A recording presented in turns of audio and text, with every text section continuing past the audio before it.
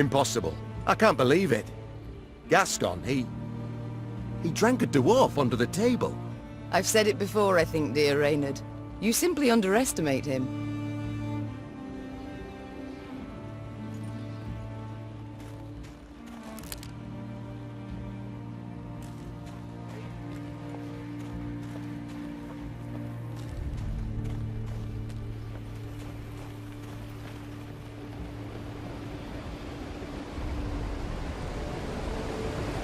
Follow the Four Dwarfs Codex. It'll save your life.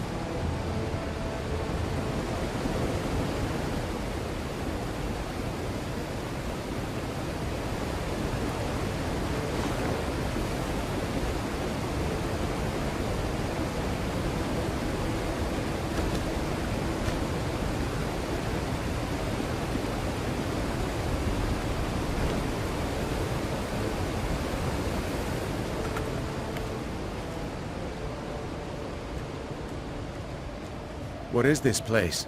Blackbrook Vale. Quite lovely. Aye, and damned dangerous. Keep your arms at the ready.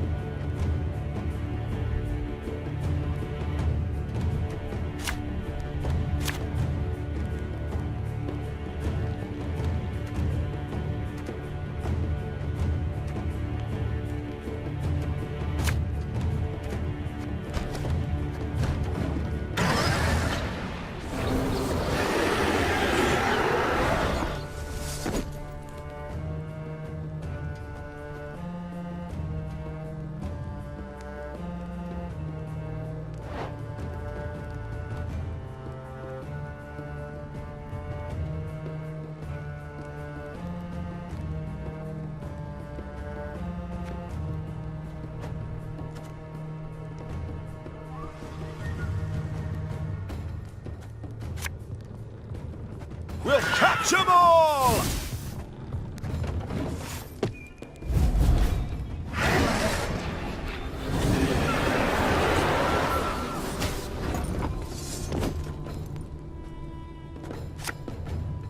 The chase is on!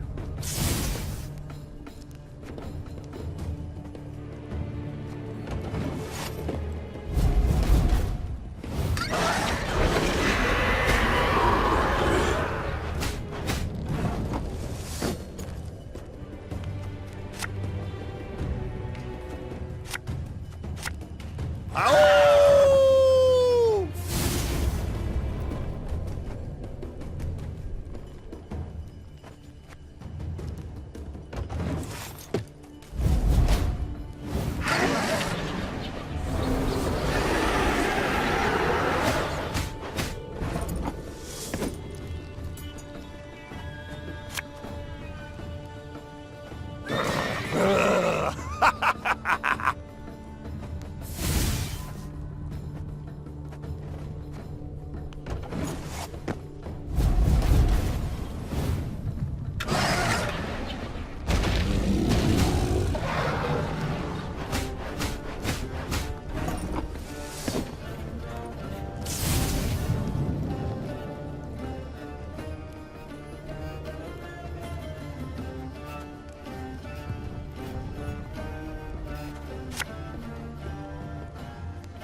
Left, right, left, right.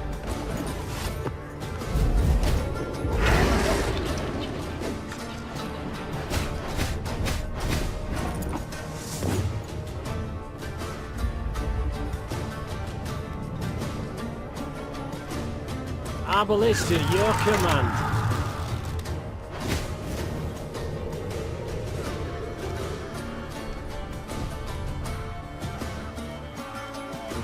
This could hurt.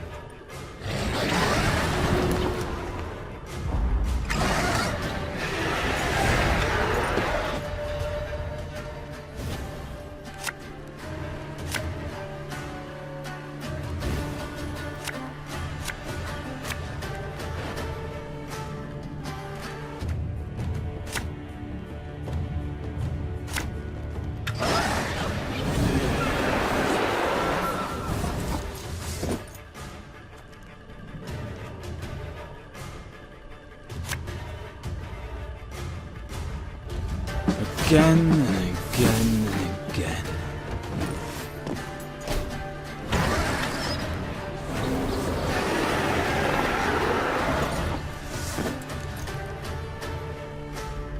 Army's a waste of time for one like me. Don't like this.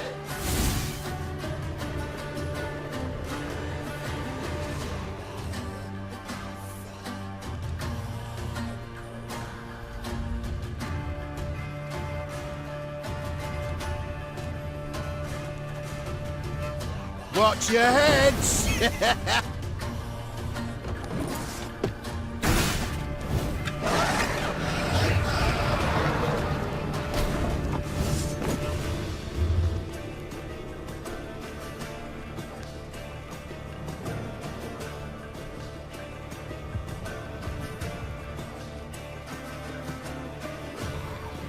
This harvest will be reaping black-clad heads.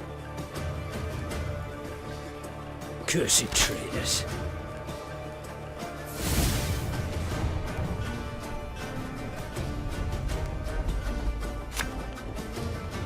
Armor won't say.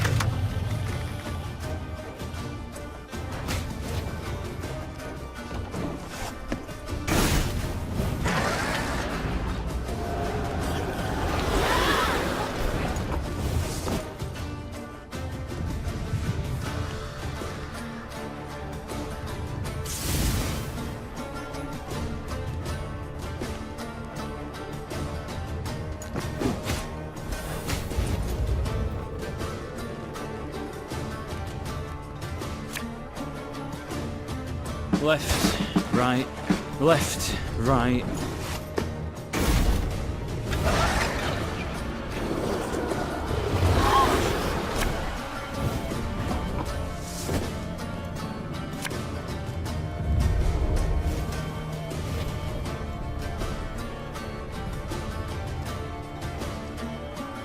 Don't you worry yourself, your Grace. We'll get her done in no time.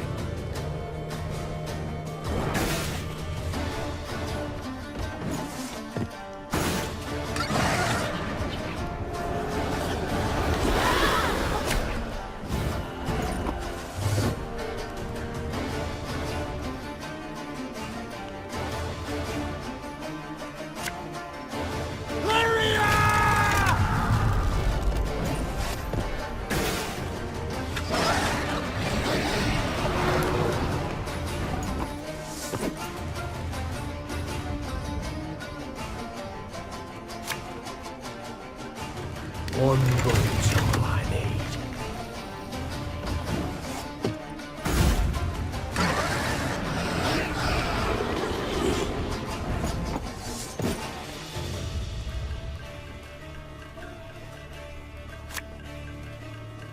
Yeah, yeah!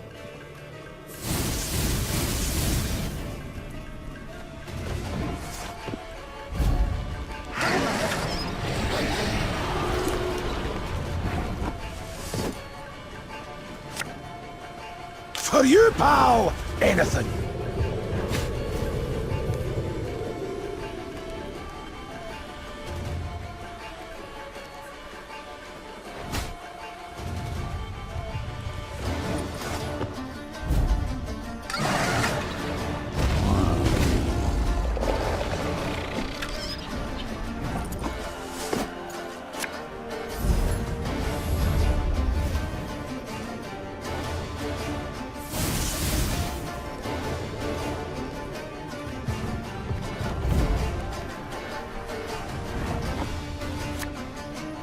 Make love, not war.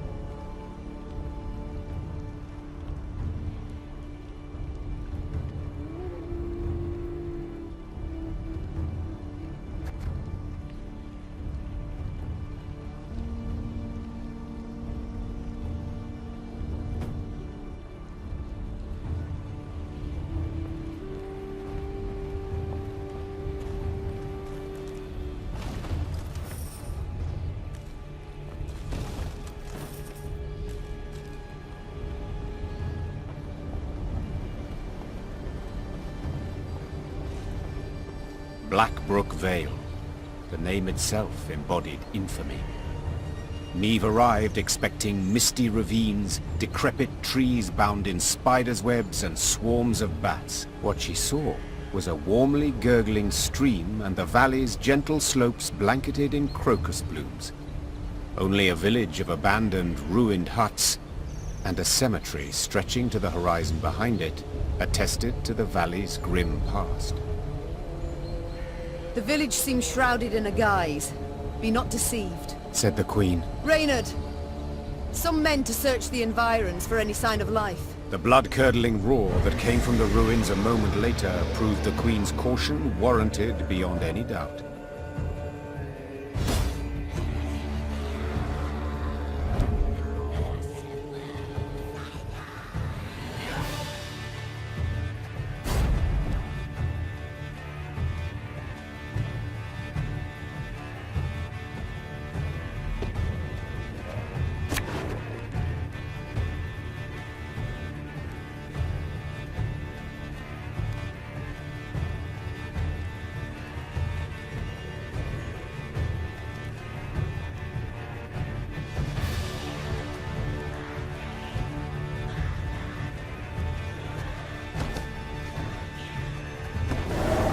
Protect the settlers!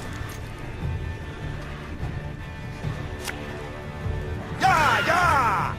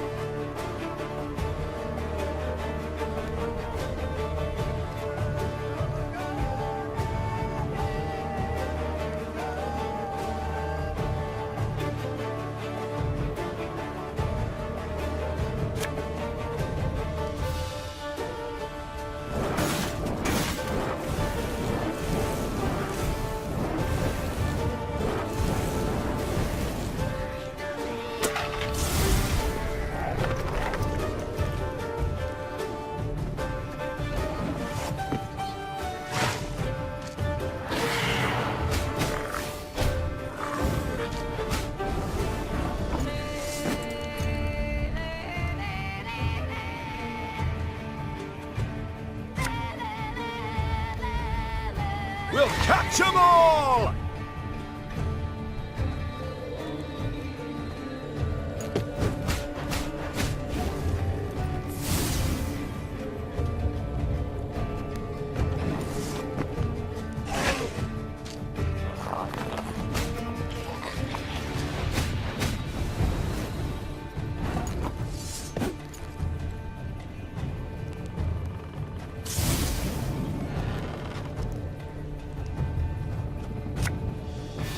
Army's a waste of time for one like me.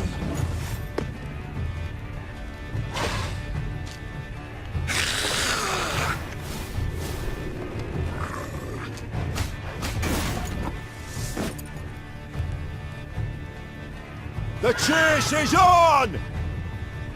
Watch your heads!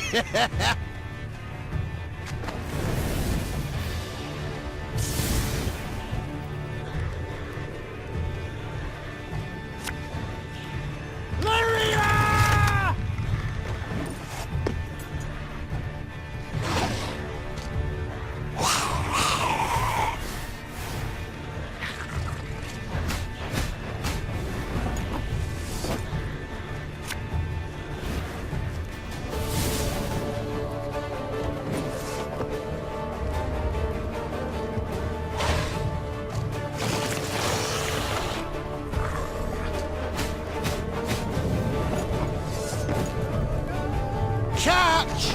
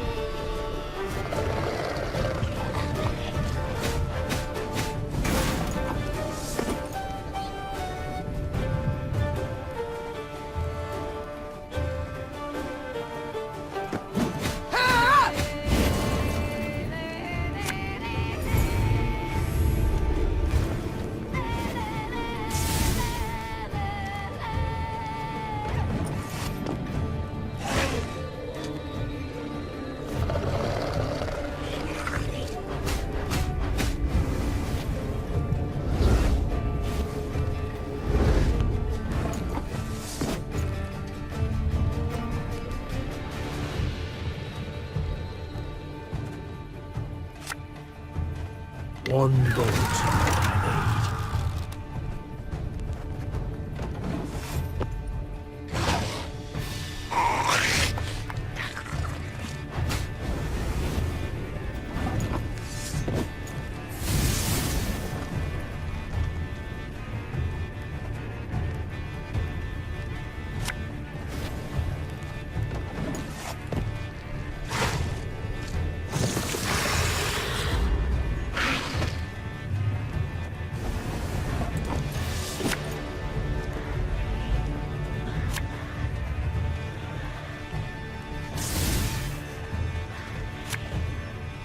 Give me a target.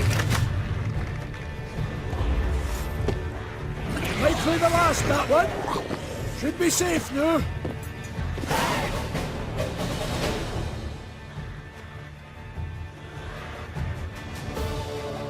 Following the victory, the settlers' hopes seemed renewed. Could the beasts they felled have killed the previous lot of colonists? Perhaps the curse that had long hung over Blackbrook Vale was at last broken. We thank ye, your majesty. The settlers' leader said, slipping the satchel from his shoulder. You've granted us new hope. And a new home. The dwarves had rolled up their sleeves, were prepared to go at the huts to repair them, when one of their number cried out. Hold! There's something here. Something reeky. A voice most familiar, thought Niamh. Yes, for it belonged to Barnabas, the rescued inventor. The gnome had elbowed his way to the fore, stood on his toes, extended his nose, and inhaled through it like a pointing hound seeking out wildlife. Ignoring all queries, Barnabas had then sat down on the brook bank, filled a glass flask with water, and was now holding it up against the sunlight, dipping into it the tip of his tongue and some strange scraps of paper extracted from the depths of the pockets of his patched coat. Finally, Barnabas stood, brushed his backside clean, and announced his findings. Well, we know with some certainty the reason for the settlers' demise. 'Twere not beasts, no. They prowled in later, drawn by fresh graves. 'Twas the water. Oh, roll your eyes and whirl your fingers all you want, and then peer at the brook. Nary a fish. All poisoned by subterranean fumes. The dwarves hemmed, hawed, and grumbled, and were a heartbeat from abandoning the Vale for good.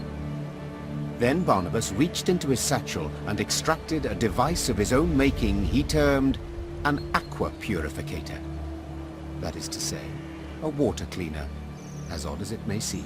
You need but siphon water through this straw.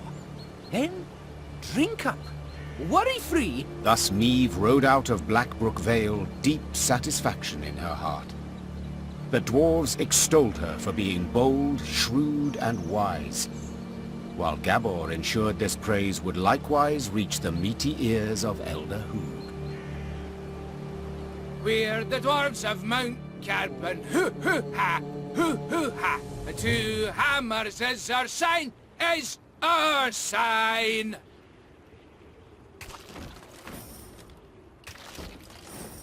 We feed those suffering hunger, hoo-hoo-ha, hoo-hoo-ha. But our foes we smash asunder, aye, aye, aye, aye, aye, aye.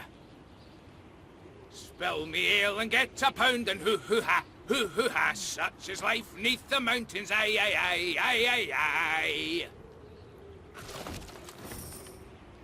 We're the dwarves of Mount Carbon, hoo-hoo-ha, hoo-hoo-ha. And 2 hammers is our sign, is our sign.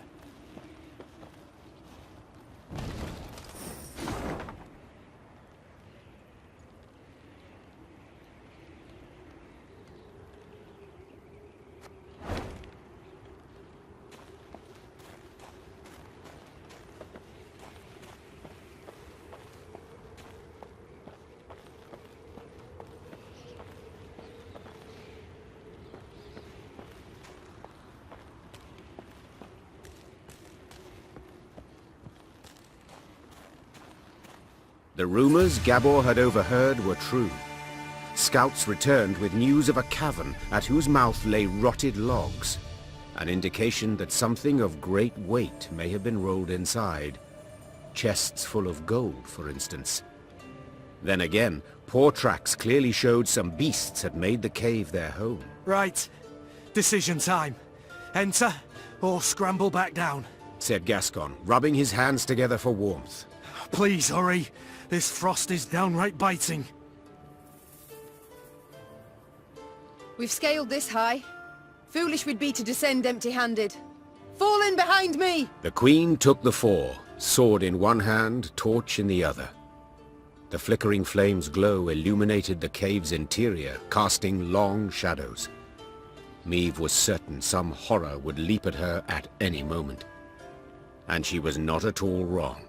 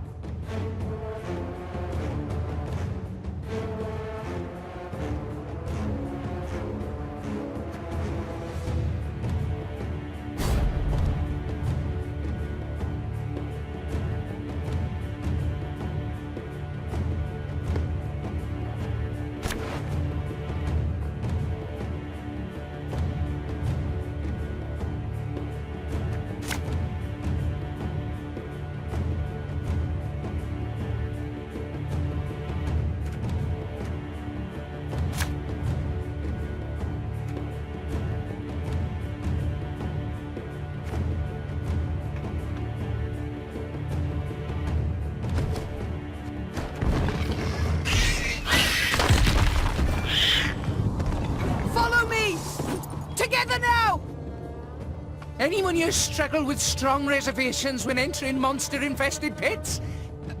Asking for a friend.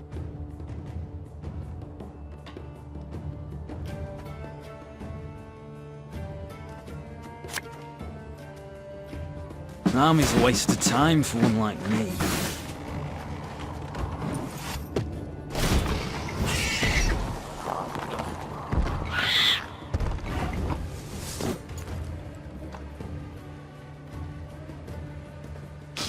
I smell a leak.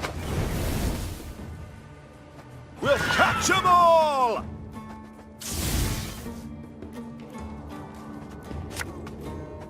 Left, right, left, right.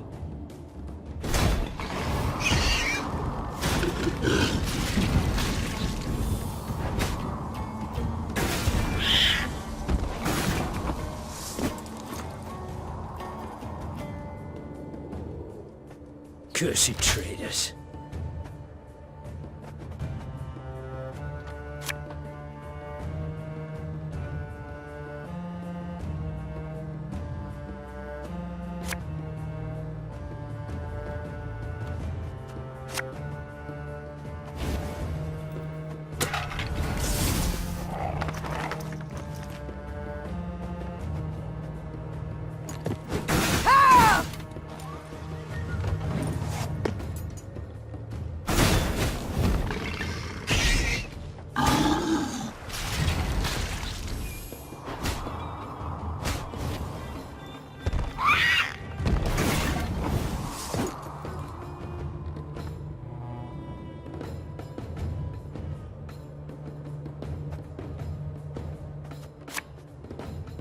Again and again and again.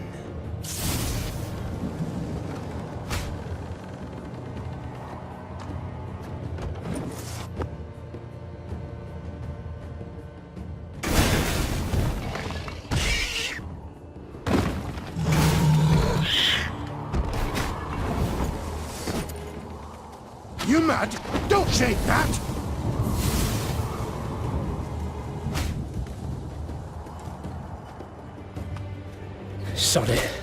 Sod it all.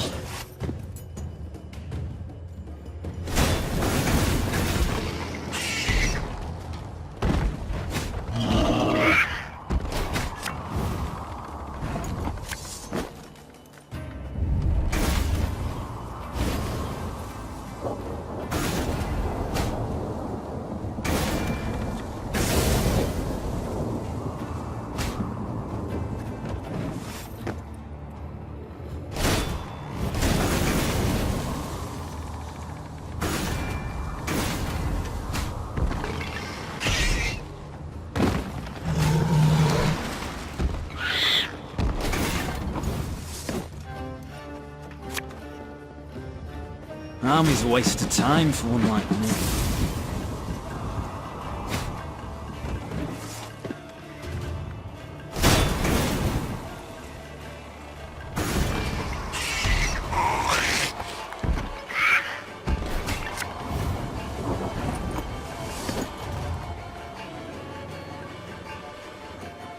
The chase is on!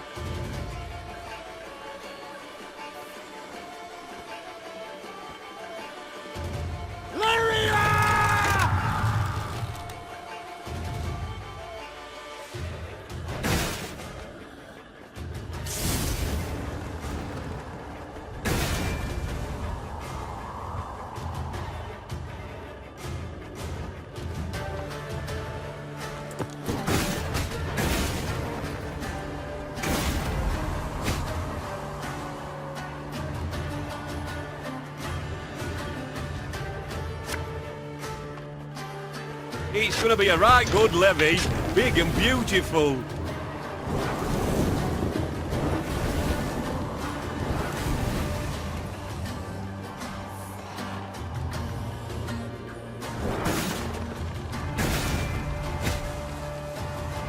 Treasure trove ought to be close now. Come on.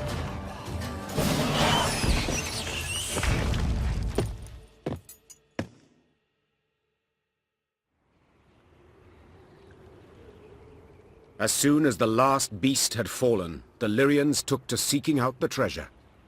Soldiers dispersed throughout the caverns in a rush, penetrating every last corner. Finally, one called out. Got it! Got the treasure! Right here! Treasure! Shiny stuff! A number of steel-reinforced chests lay up against the cavern wall. Meve blew the dust from the lid of one and lifted it with some difficulty. She had hoped for gold and jewels, bars of Mahakaman steel at the least. Instead, she saw thousands of time-tarnished copper coins with a hole through their center. What's this bloody crap? Tokens of some sort? Aye, that's right. Holy Goldens, we call them. They're, currency in Mahakam. Get our wages in them. Use them to cop victuals and hooch. What of arms, armor, tools? Nah. Oh, that's given to us. Clan provides it. Is that what you need? Weapons? Oh, feel the agent now. Brought you here for no reason. Yet these tokens, they can be exchanged for other coin, can they not? Temerian orens or Novigrad crowns? Aye. Doable in theory. But not at all clever. Rates are crap. See, the elders keep 'em low to make life difficult for dwarven folk. Discourage 'em from leaving Mahakam.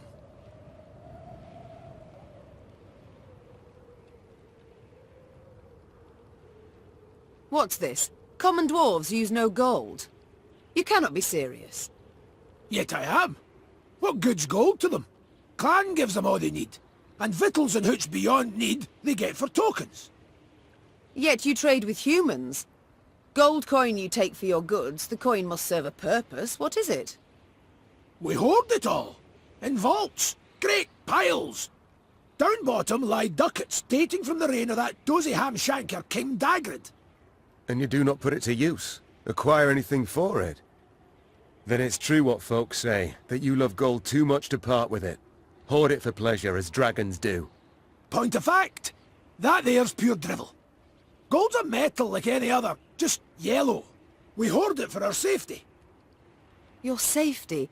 I fear again, I simply don't follow. Couldn't it be simpler? Soon as human folk get it in their heads we's a thorn in their side, we'll spend it. All of it, in a jiffy. Excess coin supply, that's called. Matter of days, gold'll be worth less than sawdust. And you're tossing banks and economies, bam, on their arses. There'll be nothing left of them. They'll cave in faster than a mine shaft with rotten props. Why are you all ogling me? With human folk for neighbours, we dwarves got to be damn vigilant, as sheep round wolves. So how can these tokens serve me? We must trade them. Even should we get a pittance, it will be something. The soldiers demand their pay. Ah, your bums out the windy. Fighting men want full dixies and tankards of hooch. Coins but a means to that end. What do you suggest then? As I've been saying, the tokens we use to purchase nourishment and mead, and what you've got in those chests, why, that'll do to fund a feast the likes of which Mahakam's not seen since Brewer was sworn in as Elder-in-Chief. The fighting men'll eat and drink their fill, carouse about and forget their due and pay right quick. And invite the local dwarves to feast with you, and the clans'll look kinder on you too.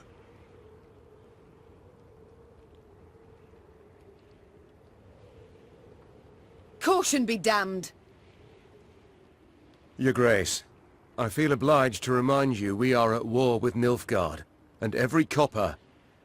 Should go to building our army, I know. But we live but once, Reynard. Sir Gabor, take the tokens, and arrange me a feast so grand that Ebdahi himself shall hear us revel. As Meave's force could not possibly fit in a tavern, the feast was laid out in a storehouse. Crates arranged in rows served as tables and benches, while the windows were festooned with lion's foot and passflower.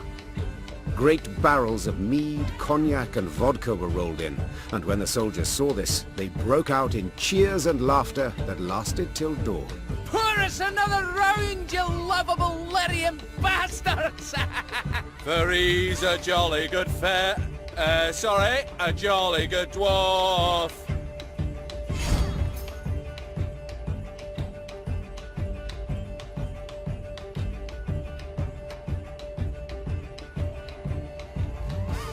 There was food and drink enough for the dwarves of the pass, who, with Meave's men, raised tankards in hand and voices in song the night through.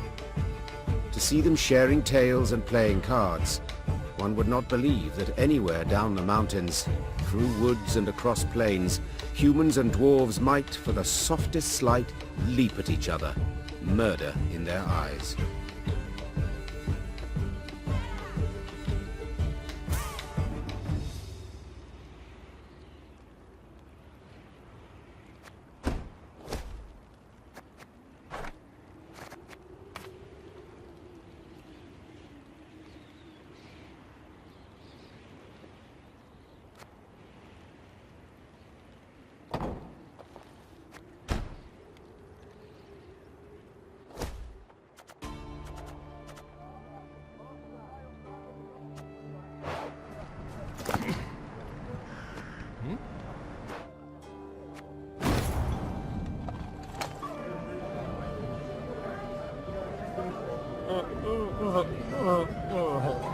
Your Majesty, allow me once again to express my undying gratitude.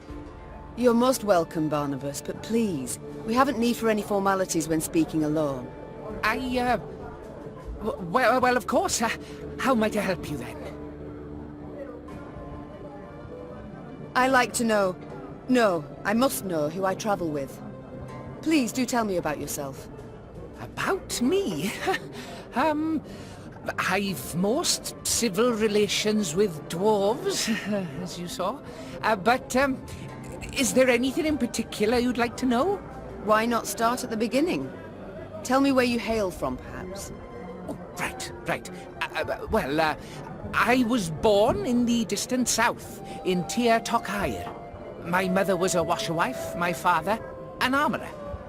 Soon as I'd passed 40 winters and could strike out on my own, I left the family, my native parts. So I've been on the road now about, 20-odd years. Indeed. A rather long while. Did the south simply not suit you? Oh, I wouldn't say that exactly. It's just staying would have meant stepping into my father's shoes. Then forging blade after blade, plate after plate. Oh, just thinking on it sets my head a-spinning. Not for me, that, no. No, nature. The world's so rich in mysteries, in wonders left to discover, and ways to make it a better place. By building bombs that explode in the hand, for instance. As those bearded fellas say, Mahakam wasn't built in a day. Besides, nobody was seriously hurt by those malfunctions. Not many at any rate. At the moment, have you any invention you've worked on? One that's near complete? So kind. Oh, wonderful, you should ask. See, I've ever had an avian fascination. For birds, you see. Their wings, bones. The structure's perfect. The aerodynamicism, the plumage. In short, I believe I can fly. I beg your pardon? Yes. Yes, I'm learning to fly. Fly. Fly. You've not misheard. I, Barnabas Beckenbauer, will be the first gnome... Oh, what am I saying? The first mammal to free himself of the soil's bondage and soar to the clouds. But aren't bats also? Ha! A detail! This is no time to be petty. No, but frankly my preparations are far advanced and I'm rather optimistic about my design and prospects. I've calculated every trajectory, every force, it all works out. Just need to do a few more field tests.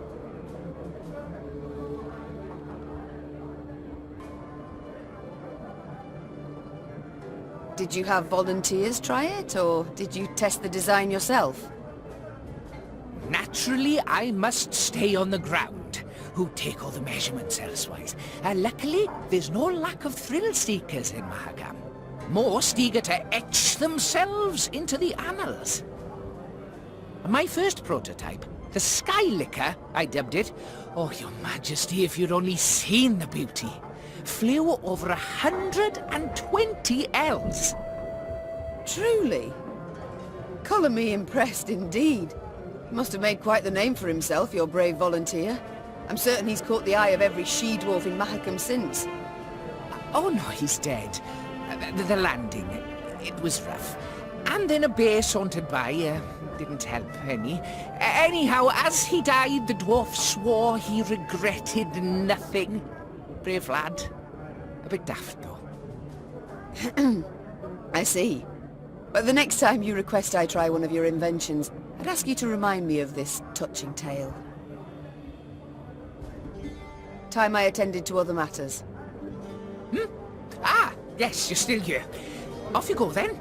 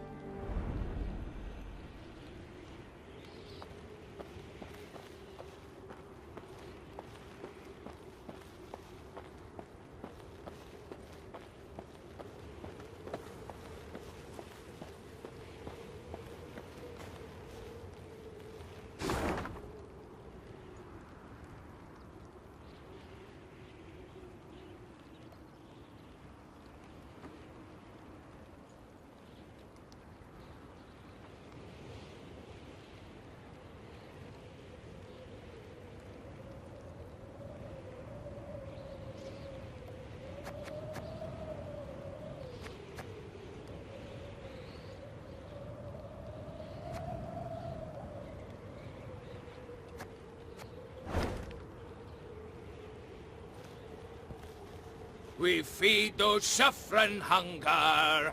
Hoo hoo ha.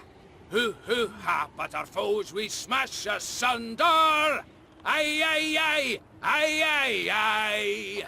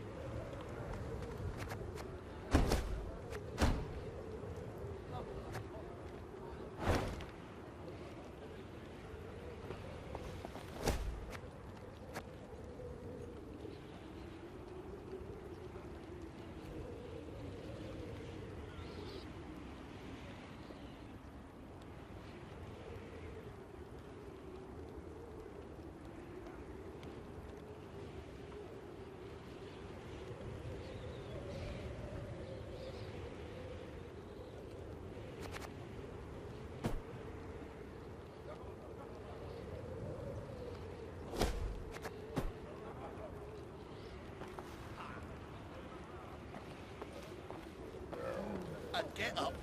I would, Your Majesty, but my arse is frozen to the ground.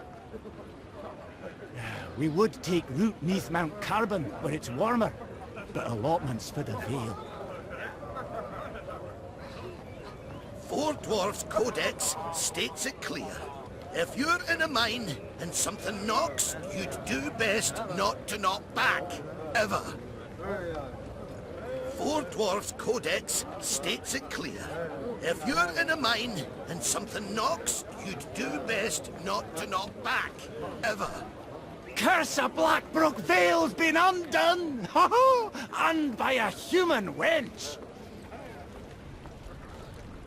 Riding past a mine, Niamh noticed a group of miners gathered around the entrance to a shaft. Frost had settled on their moustaches and beards, suggesting they had been there for some time. The Queen summoned Gabor and asked him to determine the reason for this sit-in. He returned after a few minutes and announced the most curious thing. They're waiting for the knocking to stop. Niamh's frown prompted Gabor to explain in greater detail. According to our laws, dwarves can't go into a mine if there's knocking coming from inside. We're obliged to wait for the ruckus to quieten down. Ah, yes. Our own miners share this superstition. Reynard interjected. They say the knocking is that of a treasurer gnome, a kind of mine ghost. With all due respect, your miners are dimwits. Gabor said, patting Reynard on the shoulder. Knocking means an imminent and abrupt discharge of the potential pliable energy of rock formations. In other words, you can, a rock burst. Except usually it's all done in a day or two, whereas these lads have been waiting going on 2 weeks. Foreman's grown impatient. He'd like to send someone down the shaft, have him see what's at issue, but, well, the code forbids us from doing anything of the sort.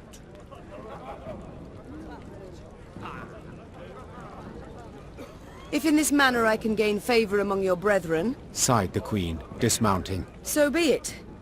I shall descend and see what the problem is. The shaft was too narrow to fit an entire army, so Niamh and a small unit of men entered the mine, miners' lamps in hand, and hearts in their mouths. The rhythmic knocking coming from the bowels of the mountains, distorted and multiplied, was unnerving. Soon the company arrived at the place that seemed the source of the knocking. Gabor put his ear to the rock and listened for several moments in silence, then struck the wall with all his might. The wall crumbled with a crash, opening a passage into another corridor, from which sprang numerous foes.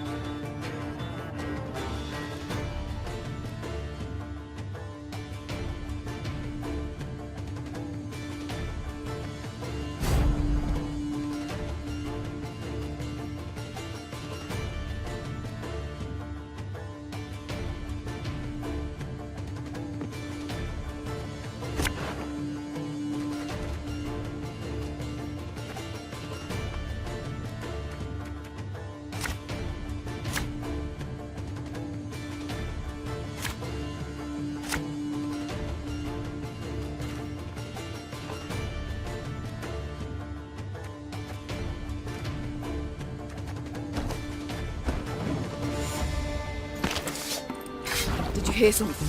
What was that? My gnome senses are telling me. Those definitely aren't ghosts.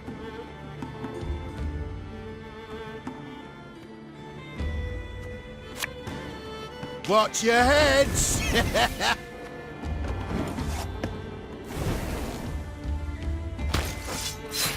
Who goes there? Drop your weapons! Nay, you drop yours! Catch!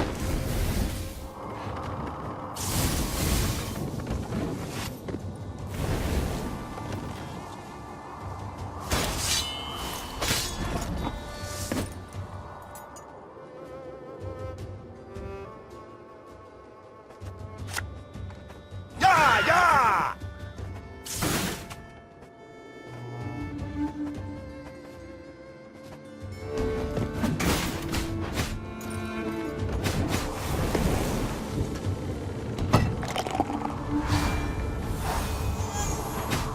Who just grabbed me?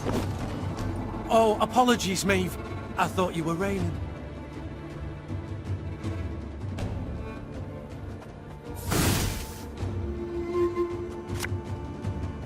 Left, right, left, right.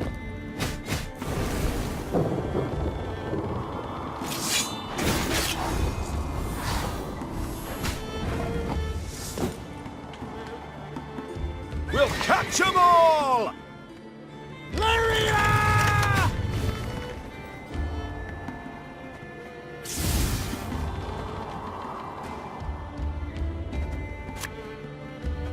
One goes.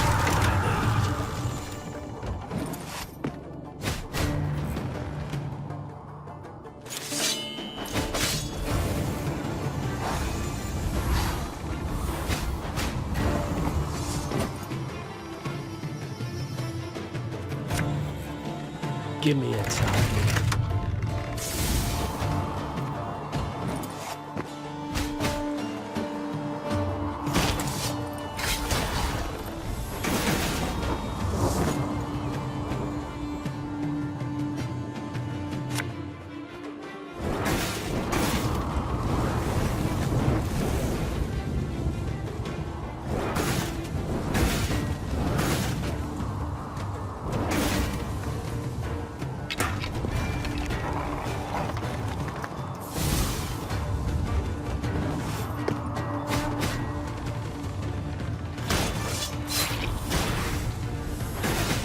Reynard! Are we winning? I can't see a bloody thing!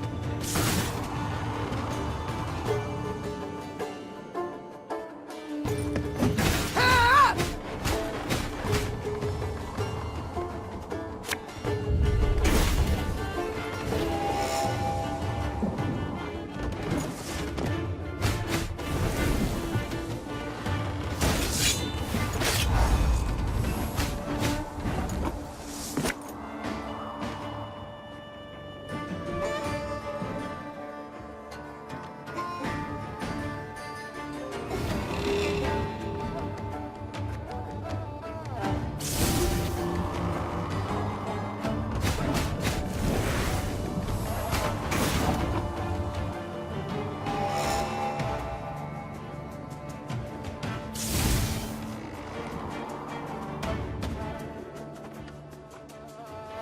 Arbalist in your command.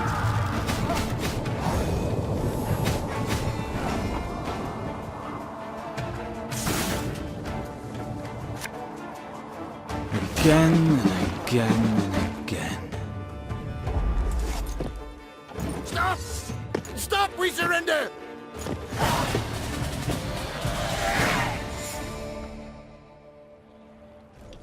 Both sides were surprised.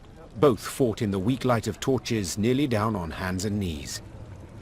In the end, the Queen emerged victorious, and as soon as she had returned her sword to its sheath, she asked the new prisoners a question that was on everyone's mind. Who the devils are you? The captives looked at each other in disbelief, as if before them stood a ghost. Finally, one of them managed to choke out a response. Your Highness, we're your subjects. Maeve recognized the accent at once. The men came from Rivia. But what were they doing so far from home? A According to the prisoner's account, after the Nilfgaardians' invasion of their kingdom, terrible poverty gripped the land. Seeking bread, some desperate inhabitants had gone to the mountains of Mahakam, engaging in wildcat mining in search of precious ores. Without asking the dwarves what they thought of this, You know yourself, my queen. explained one captured Riv. They guard their treasure real jealous-like, don't care a whit about the suffering of others. They see us starving down in valley and don't lift a stubby finger. Sadly, the Rivians had dug close to existing corridors. When Gabor destroyed the wall that stood between them and the dwarves, they were convinced they were being attacked by monsters, so they raised arms in self-defense. Maeve, 'tis a tough nut to again, said Gabor. but let's nae kid ourselves. These men are thieves, and we must hand them over to the Mahakaman Guard. So they may do what? Sentence them to hard labor, or hang them at once? Said Reynard, his usual calm shaken and his voice raised. These are your subjects, Queen. They coveted their neighbors' goods, true, but only because they had nought themselves.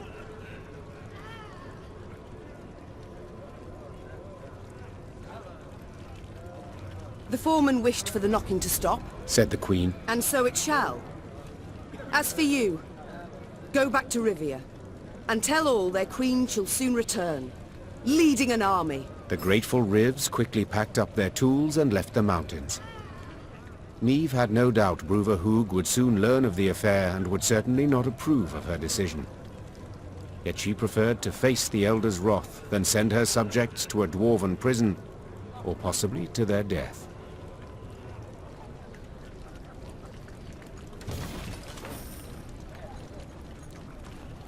Well, boys, a wee swig and we get back to work.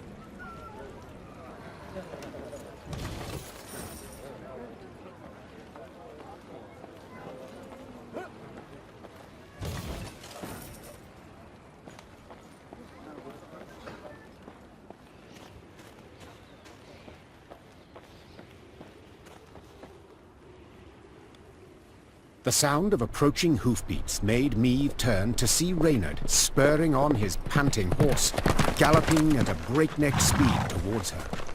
Ill tidings I bring, your grace. Clearly. Glad tidings never arrive with such urgency. Our scouts captured a Nilfgaardian messenger. He was traveling in disguise, and by night. When he realized his capture was imminent, he strove to destroy the letters he carried. We were able to salvage some, in parts. Anything of interest? Yes, there is, I fear. Your Majesty, you must listen. Consider your offer accepted. Direct Niamh and her force to the agreed site. We await their arrival. Your reward shall be as agreed. Hail, Keritsa. A traitor. We might have expected as much. Nilfgaard has shown amply that it abides only by the rules it sets. Since they have not proved able to defeat me in the field, in open battle, they seek other means. I suppose the scroll bears no name. It does not, your grace.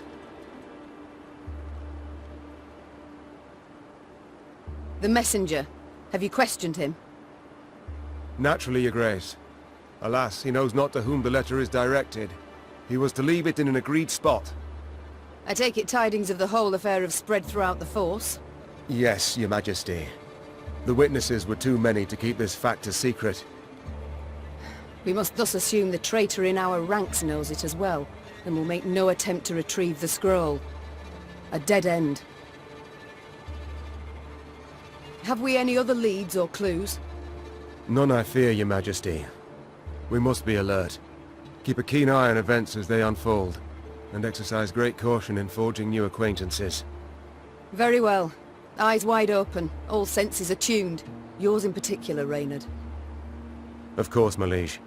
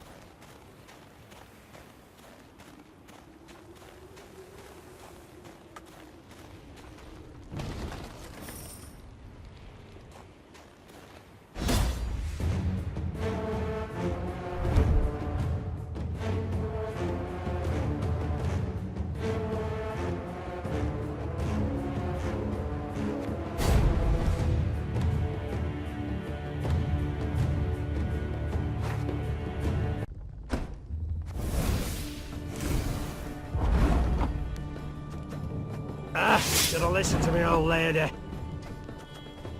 This harvest, we'll be reaping black-clad heads. My spirit's willing and how, but these damn boots are killing me. I've hit the white of an eye from half a league away.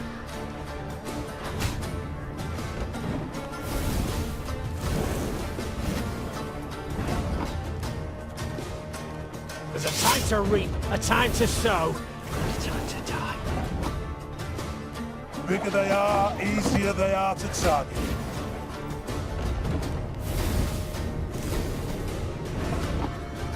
Aye.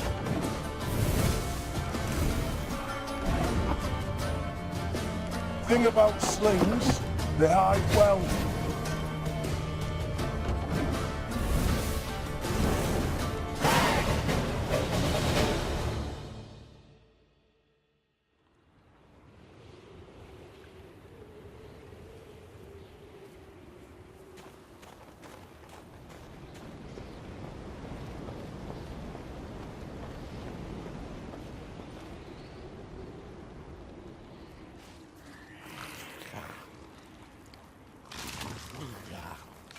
Neve's force neared Davor's abyss.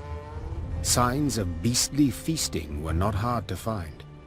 Countless paw and claw tracks were impressed in the blood-stained snow. Among the boulders, bones picked clean were strewn about. Gascon lifted one from the ground. Empty inside, He said, something sucked out the marrow. Neve's soldiers feigned indifference to the grisly sight. They marched on, their stepped rhythm unwavering, a song on their lips. Yet hearing a slight tremolo in their voices, Neve knew they merely sought to drown out their fear. A moment later, a commander's horn sounded, the signal to halt. The Queen galloped to the fore of the column and found herself at the edge of a vast, round hole in the ground. She could not see the bottom. Neve drew her reins tight to prevent her mount from taking even one step forward. What is this? A crater? A desiccated lake? A mine of the strip variety. Gabor explained. Treasures we picked and shoveled for here. Diamonds. Till we happened on the beasts, that is. What now? Orion's a dam. Holds back a lake. If we can break it, water'll rush in, fill the abyss and the tunnels from which the beasts emerge. Just need to get around the mine first. Way down's on the other side. Neve squinted and gazed into the distance. Indeed, there was the dam. And at its foot, a swarm of beasts roiled about. Her soldiers gazed at their queen expectantly, their arms at the ready. She knew well they would rush into battle, in spite of their fear. Gabor! Neve cried out over the whirling wind. Have you bards here in Mahakam? Course, your grace! Then we shall give them good reason to compose this day, on the themes of courage, of heroism, of Lyria! Gee up! And with that cry, the queen spurred her mount, grabbed a banner, and raising it high over her head, rushed headlong at the horrid swarm.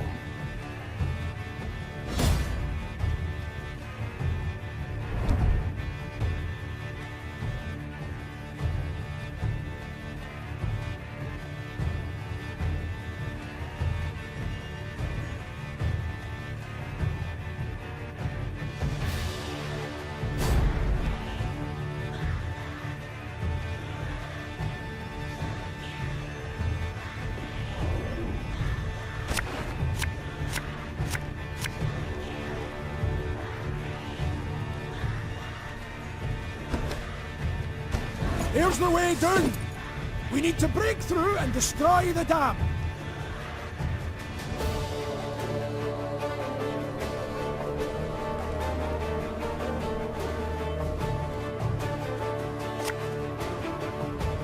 Left, right, left, right.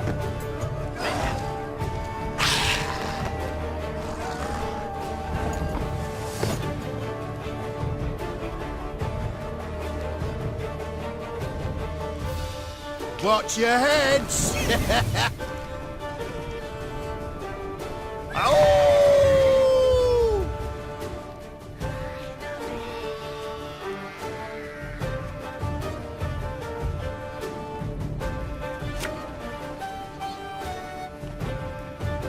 Again and again and again.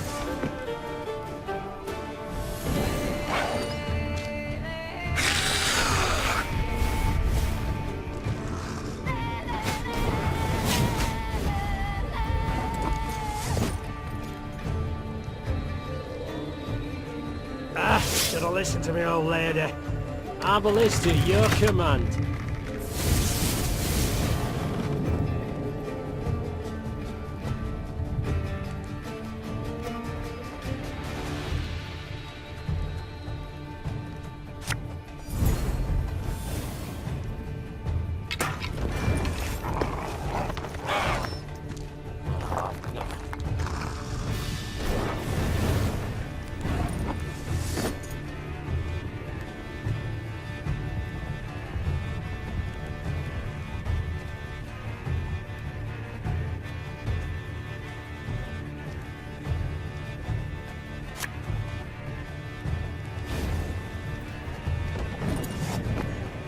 Your Grace, monsters approach from all sides.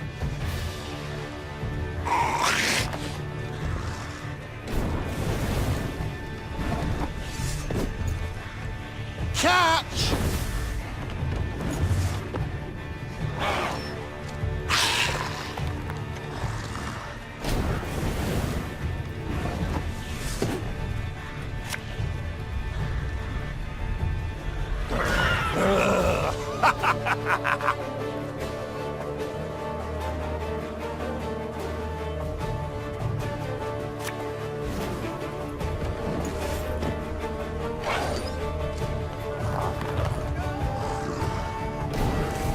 Excellent! The dam's about to give!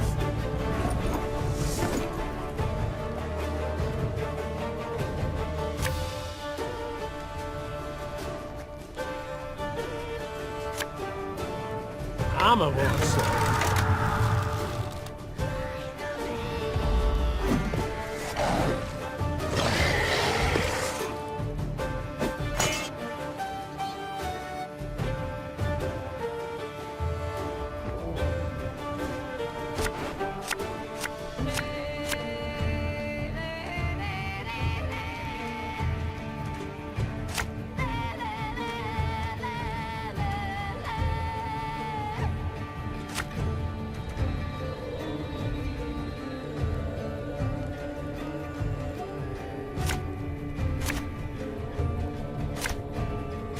Here's the way down!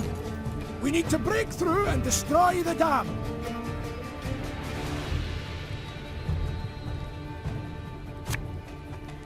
Again and again and again.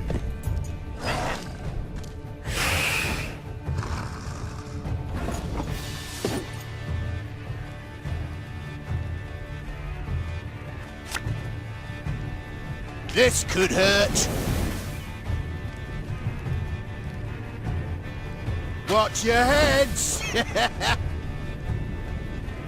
Cursed traitors.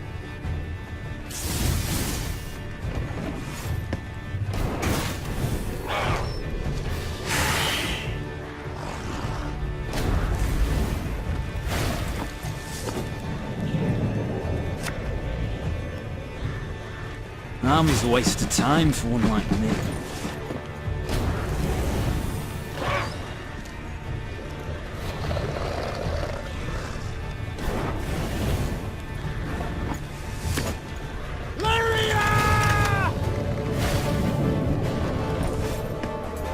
Your Grace, monsters approach from all sides.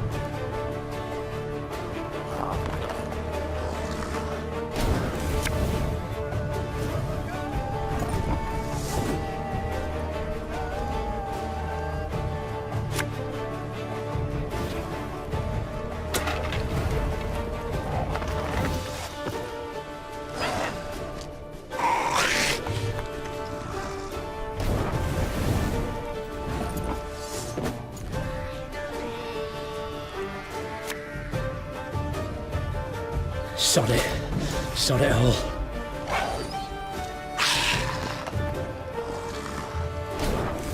Excellent! The dam's about to give!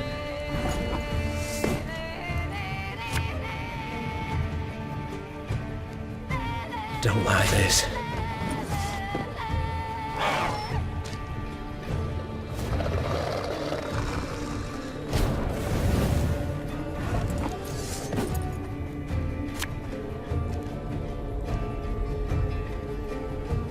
Left, right, left, right.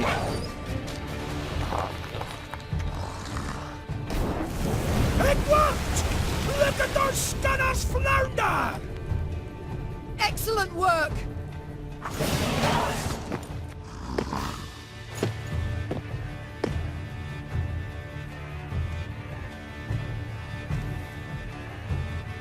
And indeed, bards sang of this battle soon after.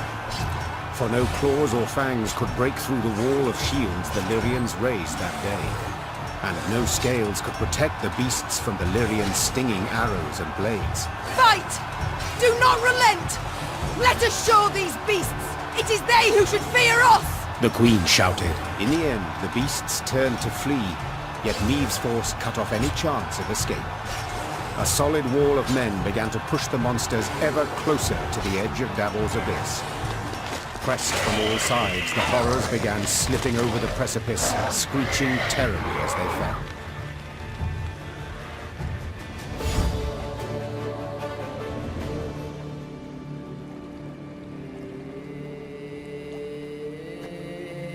Silence came at last. The Queen stood at the edge of the precipice, breathing heavily, leaning on her sword. From the depths of the mine came muted growls and groans. Let's flood the damn hole, Hissed Gabor. before any other shite crawls out of it. A rush of icy water suddenly rose, then just as abruptly plunged into the mine, flooding the pit. And where once lay Davor's abyss, now lay Davor's pond. Maeve descended back into the pass, exhausted and covered in beastly blood, yet also exceedingly pleased. She was one step closer to dwarven support in the war against Nilfgaard. Once the Lyrians had put some distance between themselves and the now destroyed monster lair, Maeve ordered her men to pitch camp. Then she sent the quartermaster off for food and drink. The soldiers lit campfires, then set aside their weapons. Soon after, lively music and song could be heard throughout the camp. Your Majesty, Reynard said from behind Maeve's back. A messenger from the Elder-in-Chief. The Queen turned to see a dwarf in a richly adorned jerkin and a shako with golden seams. She stifled her laugh into a smile and lifted her chin proudly, expecting praise and a pledge of aid in the war against Nilfgaard. My lady, your daring deeds have come to the Elder's attention, said the dwarf in a measured voice. He's positively irate and demands an explanation. Irate? But why? I and my men, we've aided you greatly. Elder Hugh awaits at the Long Bridge. You'd be wise not to keep him there any length of time. And with that, all the Queen's enthusiasm for a celebration was instantly gone. She waited until the fires expired and the songs died down, then gave the order to march.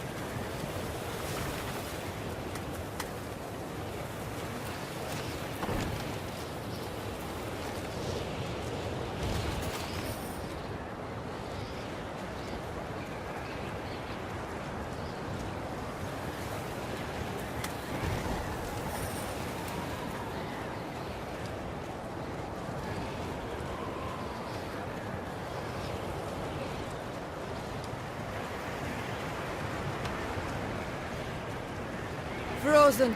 All. Only the banner moves. Blown by the wind. Downright poetic. Prime material for a ballad. Perhaps even a whole saga.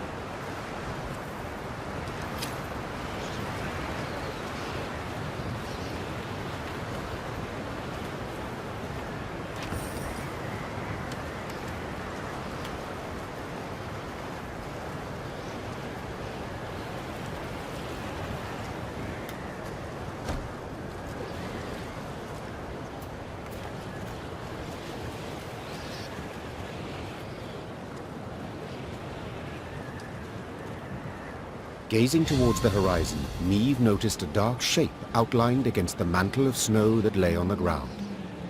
It proved a tower, toppled and broken in pieces. Around it lay the ruins of other buildings, blocks hewn out of basalt rock protruding from the permafrost. That'd be the Clan Vidmar ruins, said Gabor, hollering over the wind.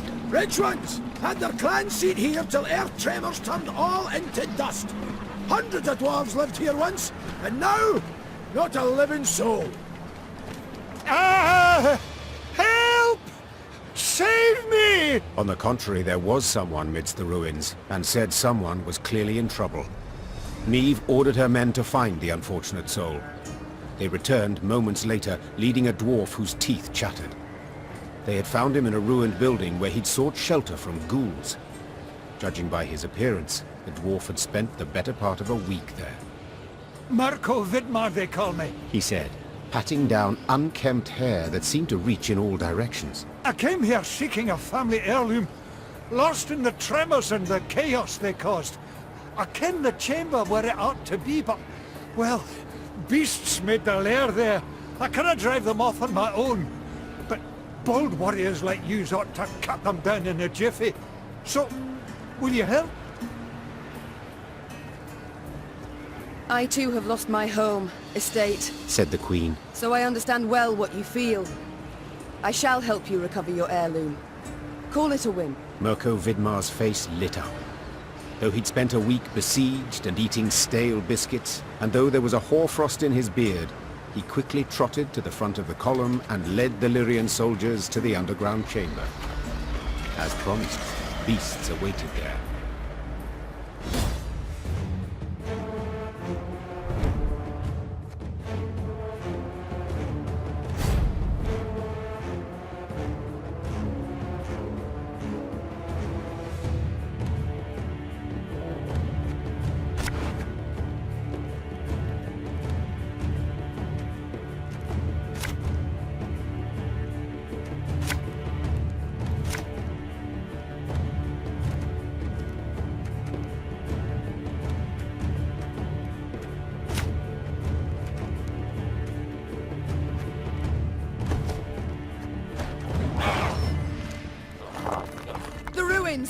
From there they come.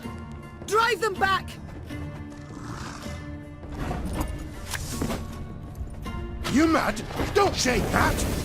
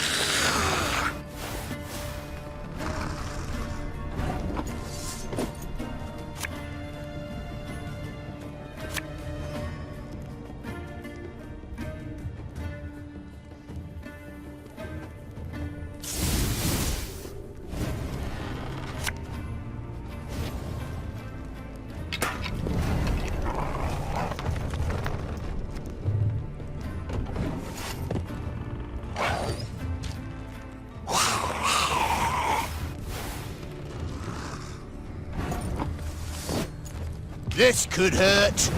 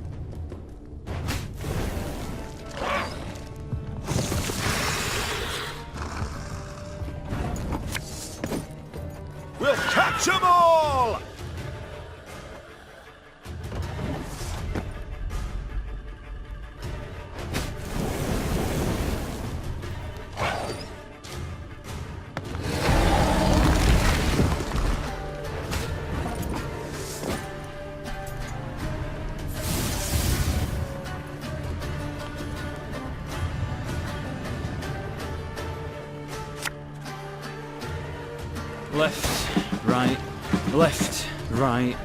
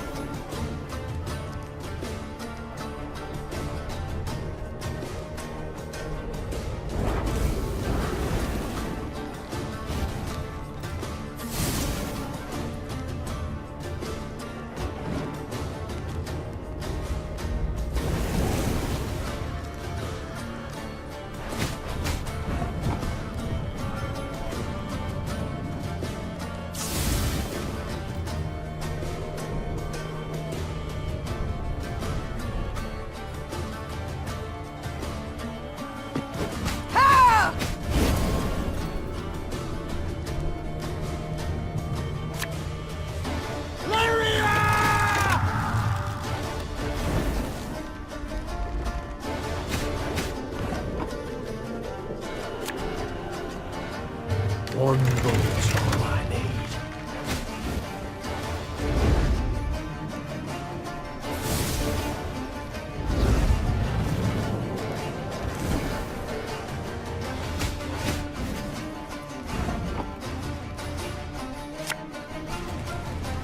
Make love, not war.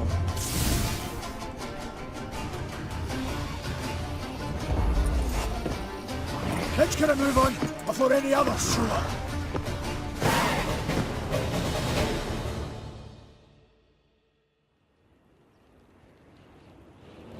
As soon as the fight was done, Mirko Vidmar ran towards a crate that stood on a pedestal, slipping on the now bloody floor. When the dwarf lifted the lid, precious stones spilled out. Your heirloom, this? Asked the queen, rather puzzled. I thought a pipe that belonged to your grandfather more likely.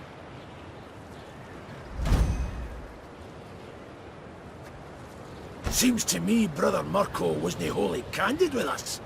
This here's no heirloom, no family souvenir. It's the treasure trove of Clan Vidmar. We thought it gone for good. Pressed for the truth, Mirko admitted no family sentiment had prompted this expedition. The dwarf had planned to leave Mahakam and start a new life among humans. Yet he did not wish to do so without sizable capital. I can't stand to stay here a moment longer. The days, all of them, they're identical. Rise with the first cockscrow, march in double file to the latrine, crap on command, 12 hours down the shaft and home to sleep. Mirko complained. Want a wifey? Put in an application. In triplicate. Care to snip your beard? Elders got to approve it. You want to add buttermilk, not cream, to your mushroom soup? Clan council's got to debate it. How's a dwarf not to get barmy? I understand the lad, no two ways about it. Gabor sighed. But I feel it's my duty to remind yous that what Mirko's going and doing here, well, there are laws. Treasure's due the Elder-in-Chief, not to Mirko, that's one. Second, any dwarf that wants to leave Mahakam can't take nothing but his breeches, his dixie and his coat. So, brief like, consider well afore you make your decision, Your Grace.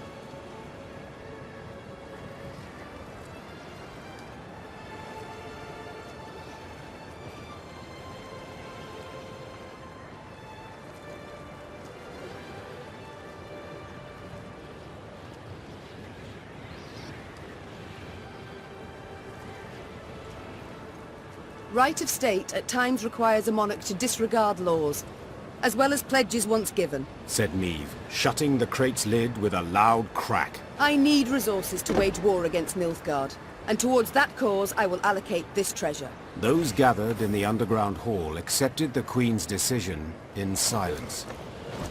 Gabor merely shook his head, while Mirko jostled his way through the Lyrian infantry and into the mountains, towards human lands.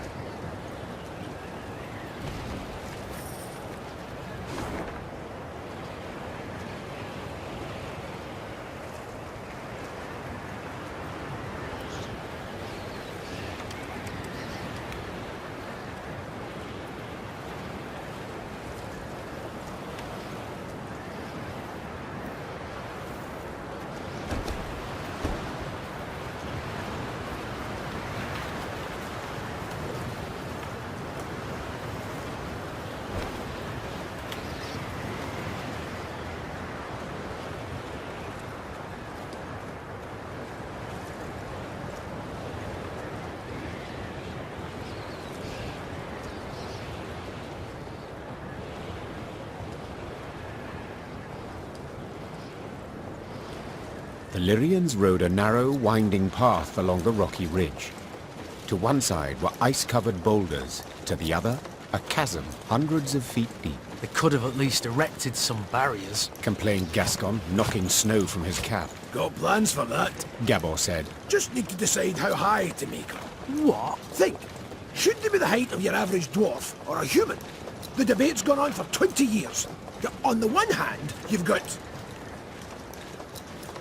Gabor did not finish his discussion. He was interrupted by the Baba Ghazi that jumped down from the rocks. Archers! Shoot! Aim for underbelly! Neve's soldiers made quick work with the lone monster. But the sound of battle spooked the horses harnessed to one of her wagons. Whoa there! Whoa, damn it! The driver tried to rein in the animals, but could not. They dragged him into the chasm along with his cart and the soldiers riding in it. They landed a few dozen feet below on a rocky outcropping. A moment later, Baba Ghazis swarmed everywhere. Did you see how they fared? Anyone left alive? Asked Neve, leaning over the cliff edge. Worry more about their cargo. Gascon replied. They were also carrying chests of gold. Blast. We can't get down there. Too steep and the snow keeps falling. We can lower ourselves down a line. But without armor, shields, or heavy weapons, otherwise it will snap. And the Baba Ghazis? The Queen said, brow raised. We shan't kill them with daggers. They're too thick of armor. We'll have to try. Or continue on our way.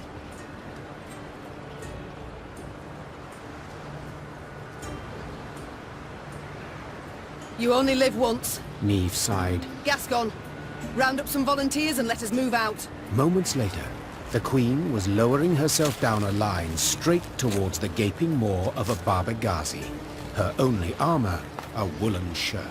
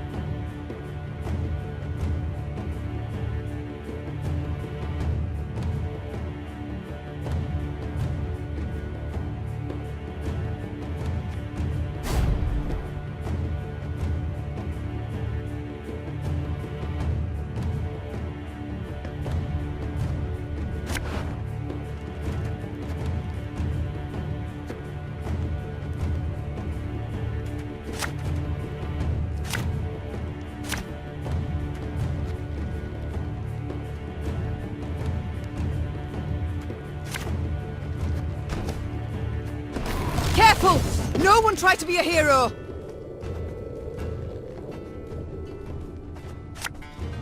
My spirit's willing and how, but these damn boots are killing me.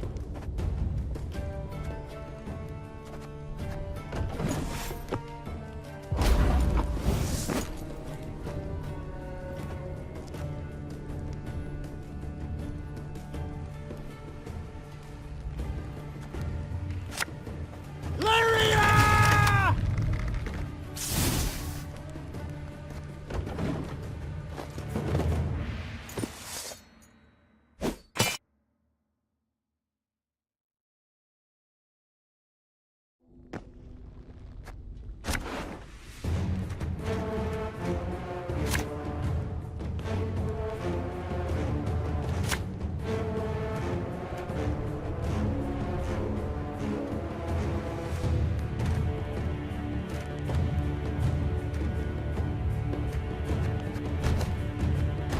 Careful! No one try to be a hero!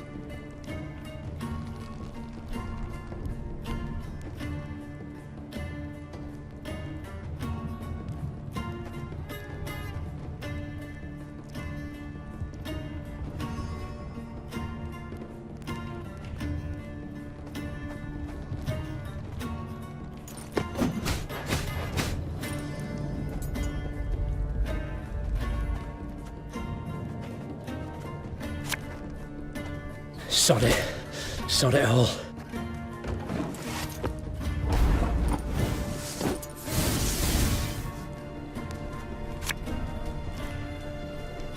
Lyria!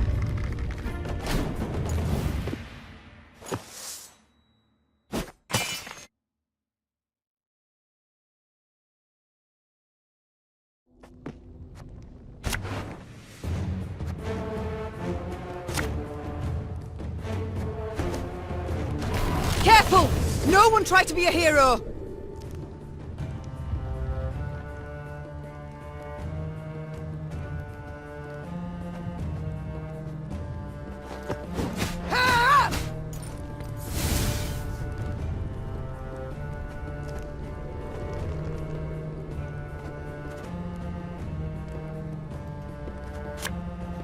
You mad? Don't shake that!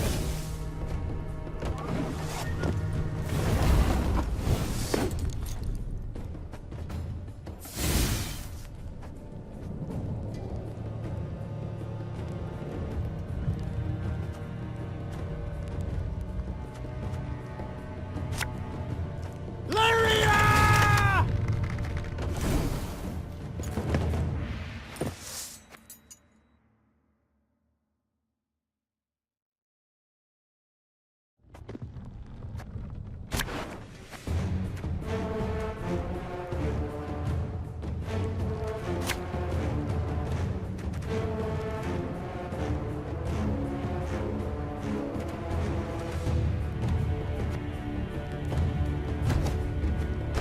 Careful! No one try to be a hero!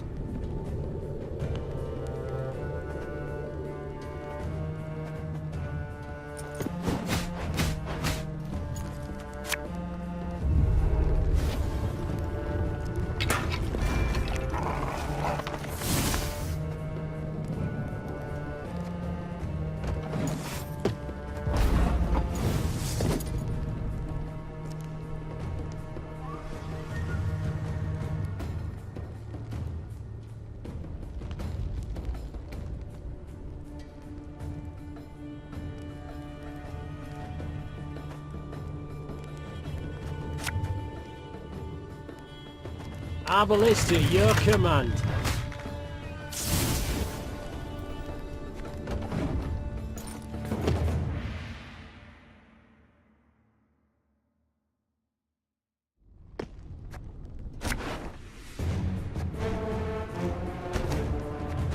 Careful! No one try to be a hero! Ah! Don't like this.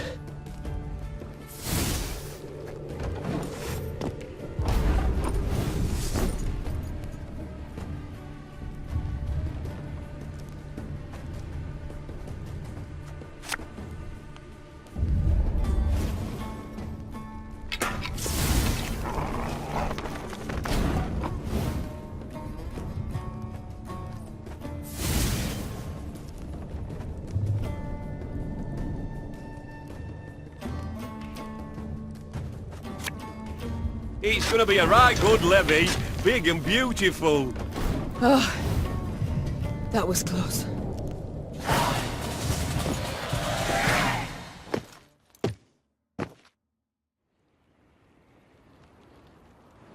Bereft of sword and shield, Meve could not withstand a single blow. She thus danced atop the frozen snow, deftly dodging the Barbaghazis' lightning-fast strikes, while delivering but a few well-aimed hits of her own, to their eyes, ears, and gaping jaws. When the last monster fell lifeless to the ground, Meve walked up to the shattered wagon. The soldiers it had carried were bruised, frostbitten, but alive. Your Grace, we were sure you'd leave us. A good ruler never abandons her folk. Nor her gold. Gascon interjected, while securing a rope to a chest. Soon enough, all were safely back on the path. The admiration Meve saw in her soldiers' eyes was in itself sufficient reward for her difficult battle.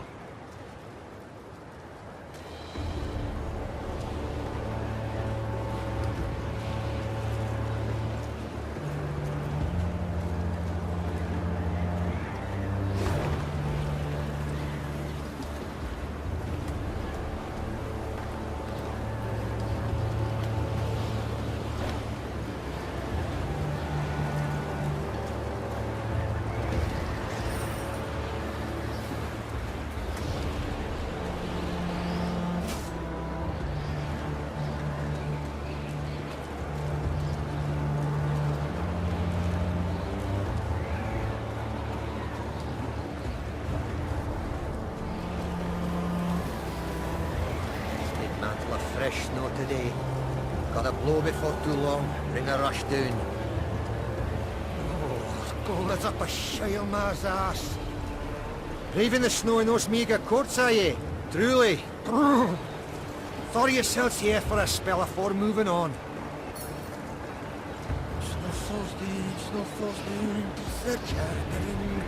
Winds are howling, frost are beating, la la la la. Snow falls down, the chattering. Winds are howling, frost are beating, la la la la.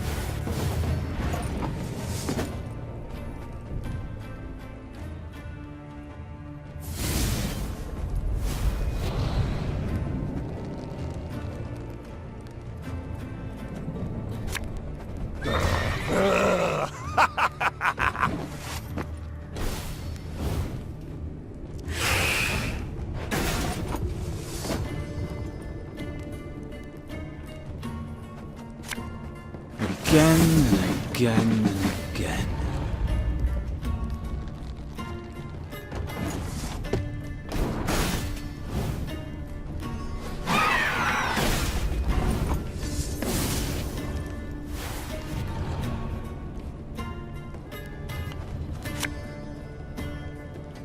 Should have listened to me, old lady.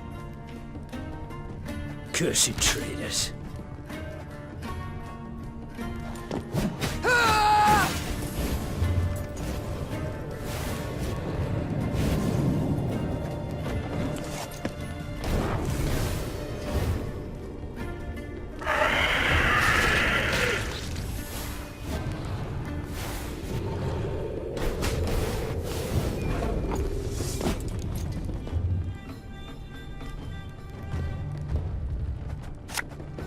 An army's a waste of time for one like me.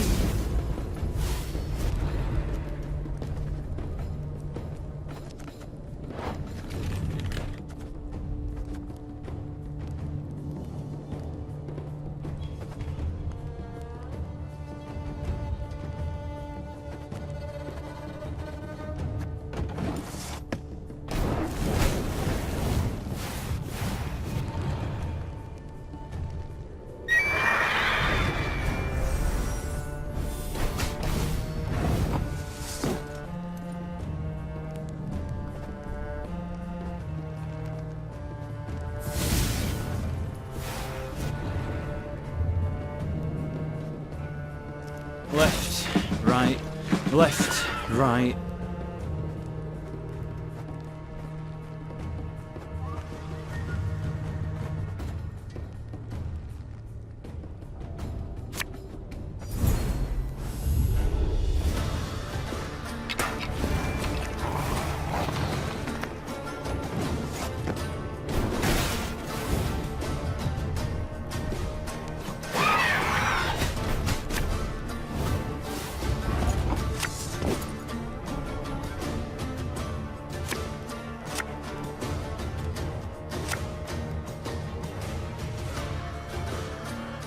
Don't you worry yourself, your grace. We'll get it done in no time.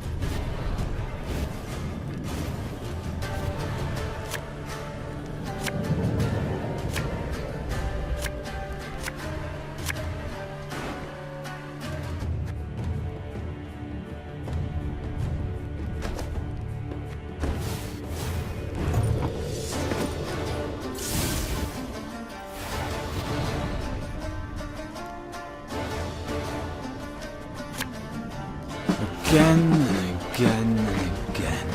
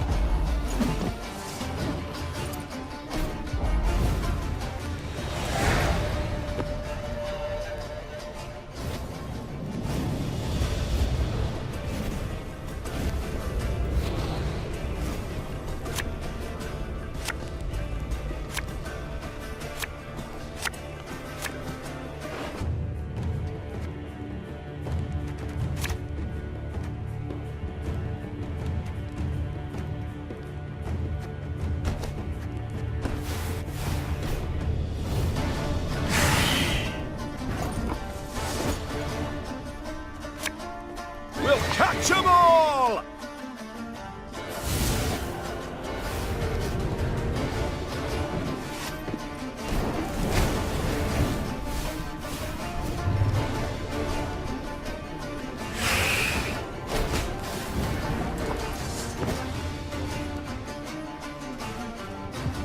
An army's a waste of time for one like me.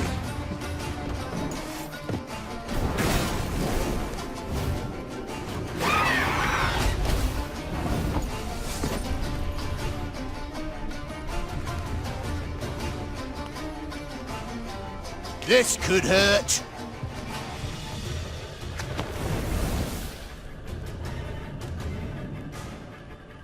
So much anger and suffering. For what?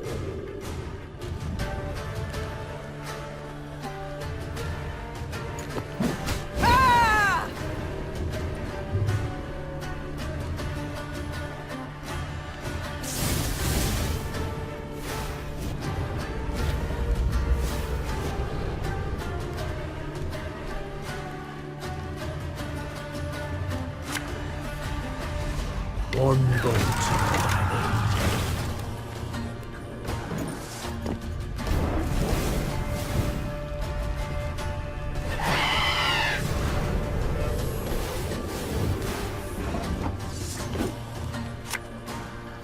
Give me a target.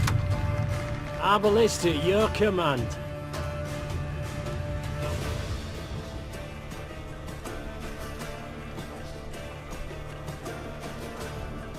Armor won't save.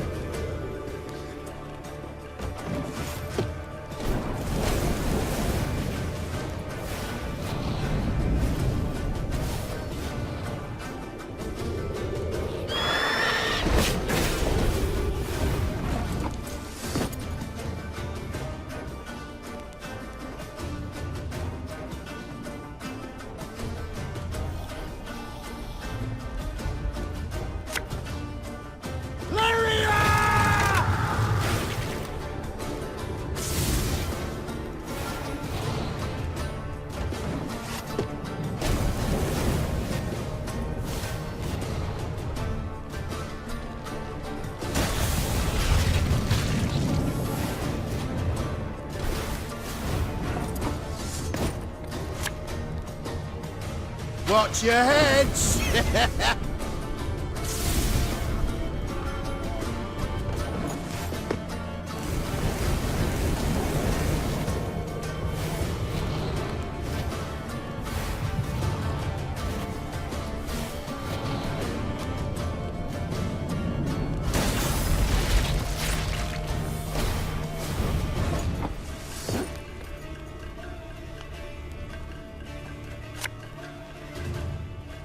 Pissing in the moat?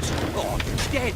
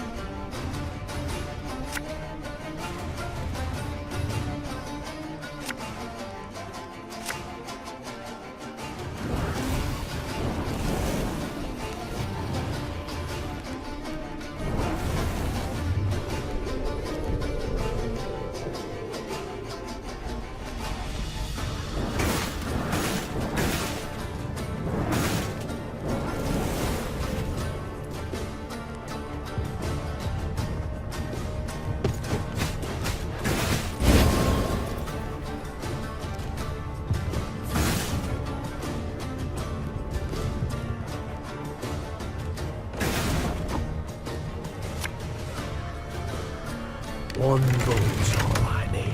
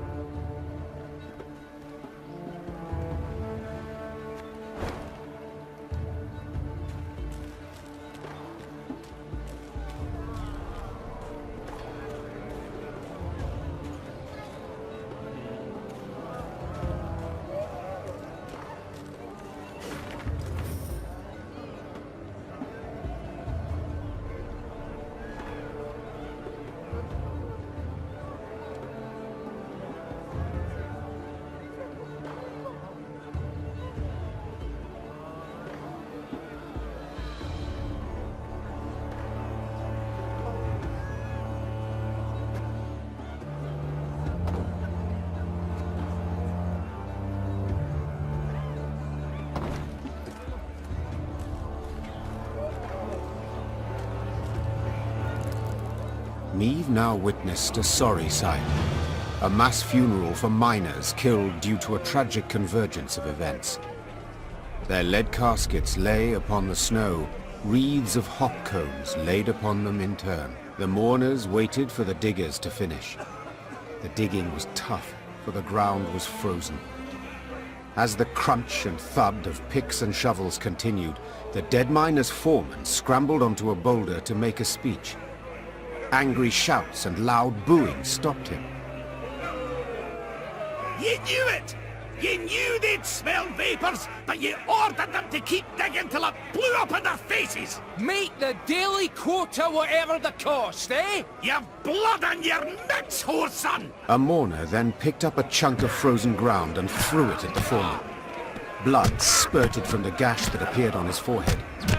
The first dirt chunk was followed by another, then by a rock, a brick. Niamh realized that if she did not intervene, the foreman stood to be stoned to death. Something had to be done quickly. Niamh saw this clearly. She spurred her mount and rode into the cemetery, pushing through the throng, then stopping before the foreman, the horse shielding him from further blows. Calm yourselves! Silence! His guilt cannot be decided here. It must! Before Niamh could finish her plea, a large rock thrown from the crowd struck her bosom, nearly knocking her from her saddle. Upon seeing this, her Lyrian escort lowered spears and drew swords and rushed at the angry mourners. Shino Kren! Isbel cried out. Her hands began to radiate a fierce light that blinded both dwarves and Lyrians alike. Have you lost your minds, all of you together? Not had your fill of misfortune yet? Lower your arms at once. Whether the power of Isbel's magic or the force of her appeal had the greater effect is difficult to say for certain.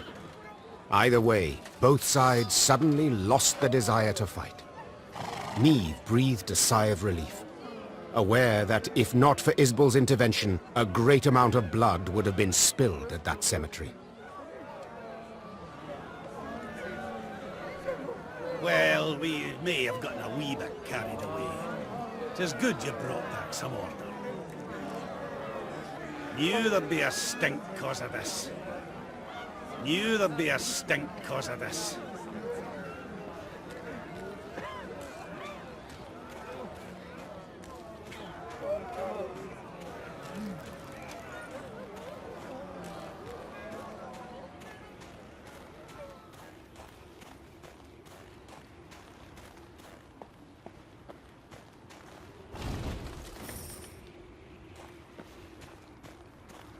The Lyrians ascended the highest section of the Mahakam range. Snow crunched under their boots, cold air stung their lungs, and the wind snapped at their cloaks. Niamh wiped sweat from her brow and turned to Reynard. There! By the rocks! We shall... The rest of her words were drowned out by a powerful blast. The entire mountain rumbled with a low, vibrating roar. The sound grew louder, echoing off the rocks, splitting their ears. The Lyrians looked around, disoriented. Few heard Gabor's warning. Dinna just stand there! Get behind a rock! Quick! Hurry! Niamh followed the dwarf's gaze and cried out in terror. The snow stuck to the mountainside had started to slide down the slope, sending up mists of icy dust. Before she could react, the white torrent knocked her to her knees, crushing her and smothering her into the ground. All she felt after that was all-encompassing cold and fear. Niamh survived. The dwarves who ran to the Lyrians' rescue dug her out of the snow in time. Some of her soldiers were not so lucky. The Queen looked at their bodies, blue, frozen. Next to them lay dead horses, demolished wagons. The losses were enormous. Niamh wiped her cheek. Her tears burned her frozen skin. Gabor spoke a while with the leader of the Mahakam guard patrol that had come to their rescue. His face was dour. What? What have you learned? I'll tell you all in good time. First, you need a warm drink, good victuals. No, Gabor. I need to find out what in blazes happened here. Well, it was an avalanche. Of course it was an avalanche. I'm no fool. But what caused it? What was that noise? Signal horns. Ours. So you brought this snow down on us? Dwarves! Well, aye, but, unawares. I'm extremely curious how one sounds a horn without being aware of it. That must be quite a sight. Niamh, let me explain. I will. And the explanation better not sound like a clumsy excuse. See, we clean our mount regularly. The way menfolk shovel snow off their roofs. Otherwise, the whole shebang would come tumbling down on our heads. When snow's gathered deep enough, we blast our horns to cause a controlled avalanche. Then we need to, sweep up a wee bit and the road's safe. All well and good, but why did you decide to clean up right as I was passing through? Wondering that myself. Schedule says next cleaning should have been a week from now. But someone asked the route to be cleared earlier. Who? Niamh, I'll tell you. But first, promise you'll... Who? Hey. Owain ep Clenvok, the Nilfgaardian emissary. Think it were meant as revenge for attacking their caravan. The bastard. Reynard! Reynard! Wait! Wait! I understand you're a wee bit upset, you've every right. But you'll never prove Owain meant you harm. The sly weasel will make sure he didn't dirty his own paws. I've no such scruples. I'll find him and kill him. And then? How'd you tell that tale to Bruva? Niamh, you're justly taught, but for the love, just this once, let it go. Or you'll leave Mahakam with me a scrap to show for it. Moments later, scouts reported Owain was camped to the north of the accident site. Niamh had to decide how much she was willing to risk to get her revenge on the Imperial emissary.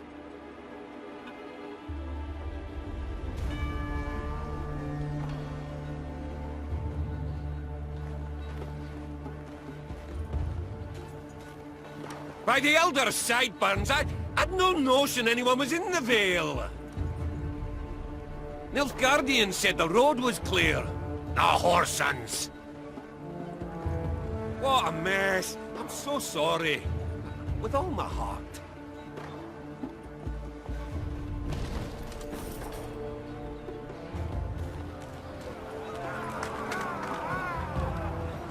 There, my lady, whispered one of the scouts. Left of the path. Niamh squinted. The Nilfgaardians had taken shelter from the falling snow under a rocky outcropping. The smell of roasting meat wafted from their campfire, and echoes of laughter could be heard. The black-clad soldiers had reason to celebrate. They had just decimated Niamh's company without even drawing their weapons. Meave's gaze caught something else. A metal container into which the Nilfgaardians tossed bones once they'd been gnawed clean. It looked strangely familiar. Only after a moment did the Queen understand it was an overturned Lyrian helmet dug out of the snowy grave of one of her men. The Horsons. Meave hissed. They'll pay for this. Meave! Asking ya last time, keep a cool head. Whispered Gabble. You want vengeance? I get it. But think of the cost. If so much as a hair gets plucked from Owain's head, Bruver'll never forgive you. And you can kiss any hope of aid goodbye. Silence followed. Finally to be broken by one of the scouts. Milady, what's the order? Do we attack? Await my signal. The Queen stepped out from behind the rocks, put a hand to her mouth, and yelled, Owain! Owain at Clenbog! All laughter stopped in the Nilfgaardian camp. Moments later, a sumptuously dressed man stepped in front of the wagons. He wiped a thick sauce from his lips, then bowed with an exaggerated courtly flourish. Queen, my condolences. That avalanche... Oh, what an unfortunate turn of events. The mountains can be unpredictable. Meave said with a shrug. Accidents can happen at any time. Oh, yes? Even right now. Meave leapt towards the emissary, placed two hands on his neck, and hurled him into a rock with all her might. The Nilfgaardian's head slammed against the stone, and his skull crumpled with a sickening crash. He fell to the ground and writhed a few final tremors. Attack! Meave roared. Take no prisoners!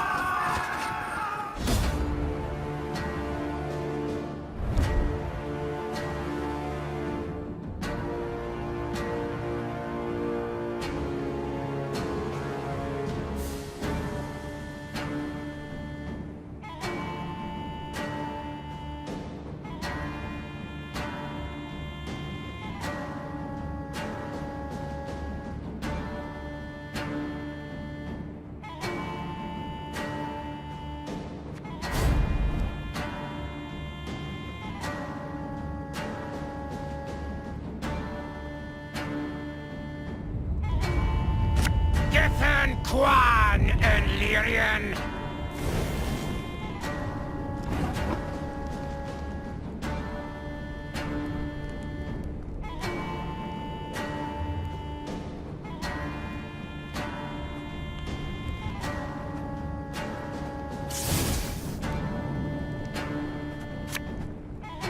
This could hurt.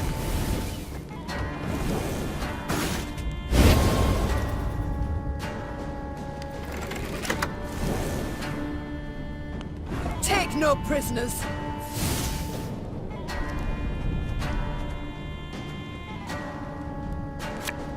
The chase is on!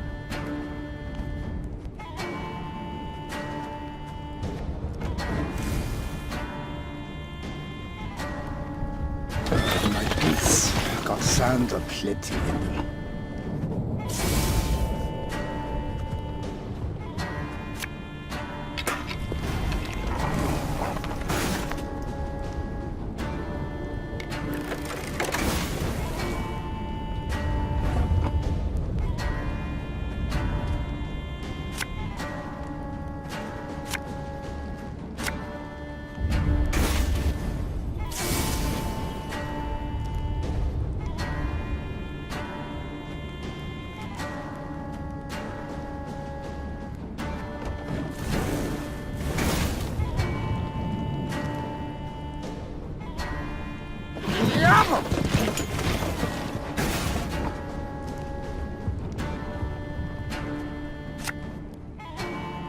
Give me a time.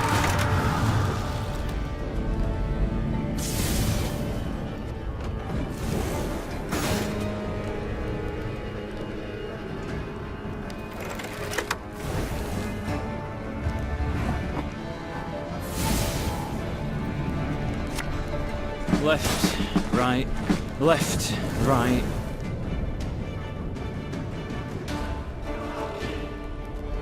Now, how did that incantation go?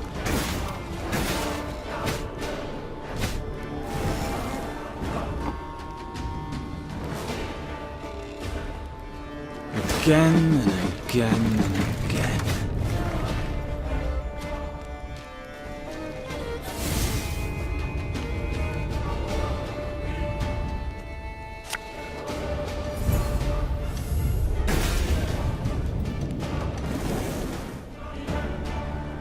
Of course, as you wish, master.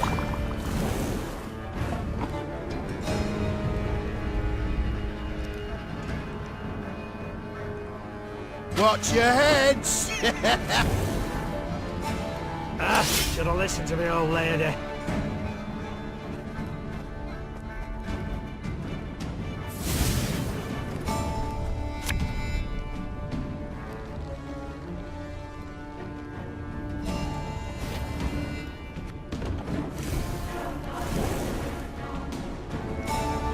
Praise be to the great sun! An army's a waste of time for one like me.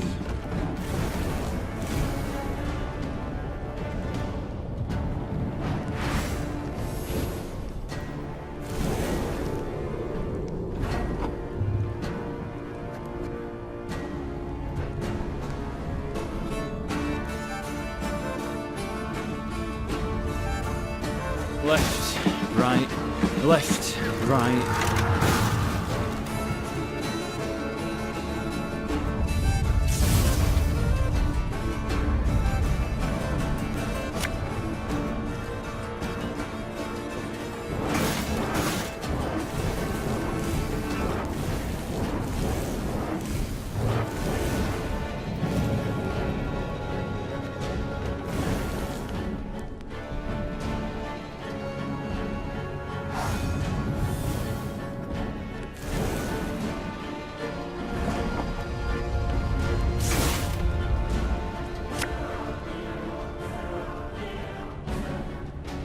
When will you ever learn?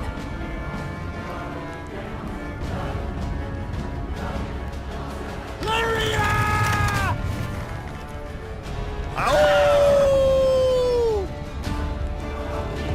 We should not have done this.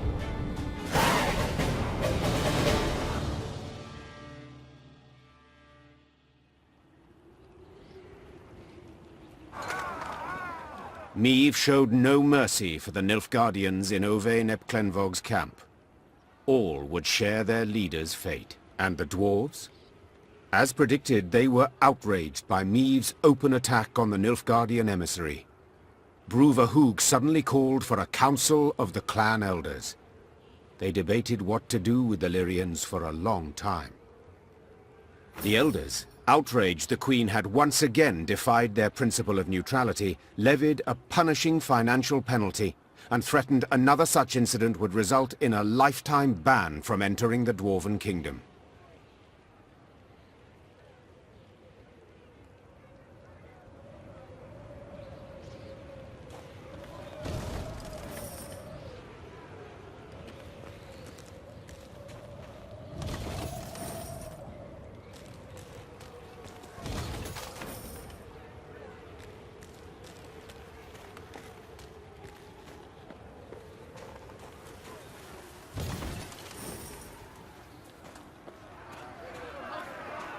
While passing the mining settlement of Kolstok, Meve heard the sounds of battle. Hey-ho! Into the fray, lad! Seen monsters swarming dwarves, the Queen set off at a gallop to the rescue. Her braid blew about in the wind like a banner, showing her men in which direction to attack. The dwarves she saw, however, were not engaged in a battle against Shaelmars and Barbigazes. No, they were going at one another. Luckily, no weapons had yet been drawn, but given the dwarves have hands the size of bread loaves, this did not necessarily mean there would be no deaths. Oi, lads! Roared Gabor Zigrin. What's this foolishness? Calm the hell down, damn it! Gabor's intervention proved successful. The dwarves limited themselves to verbal jousting. Meve, who was no stranger to barrack room talk, nonetheless turned crimson at the dwarves' cursing. Piecing together the obscenities, Meve concluded they were debating an old quarrel about the height of a certain mountain, or rather of the twin peaks atop it. One of them lay in the territory of Clan Dahlberg, while the other in the Hoogsland. Each family felt their peak was the highest, all measurements indicating the contrary being total fabrications. Queen? Started Gabor, nervously chewing his moustache. They're asking if you, as yin impartial and a fair-minded wench to boot, wouldn't you wish to settle their Egypt squabble once and for all? Niamh knew well that this type of age-old quarrel could easily end in bloodshed, so she resolved to help. Representatives of the two clans gave her a strange mechanism she was to use to measure elevation. All that was left was for the Queen to button her coat up to the neck and scale the twin peaks. Time to end this delicate feud, once and for all. Time to end this delicate feud, once and for all.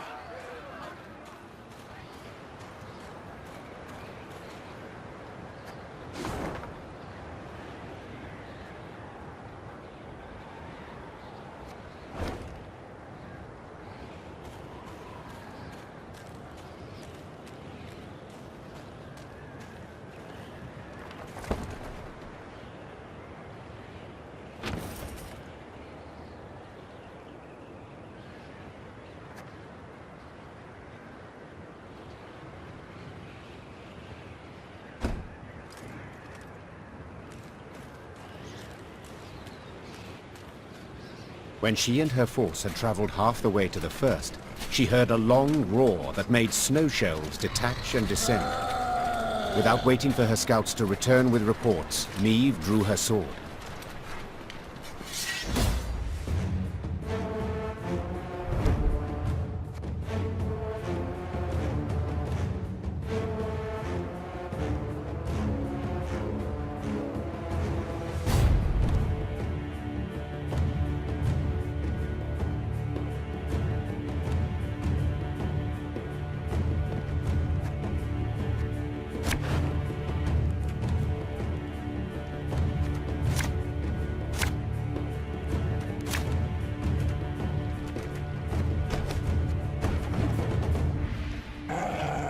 Eyes up, lads! They're flying straight for us!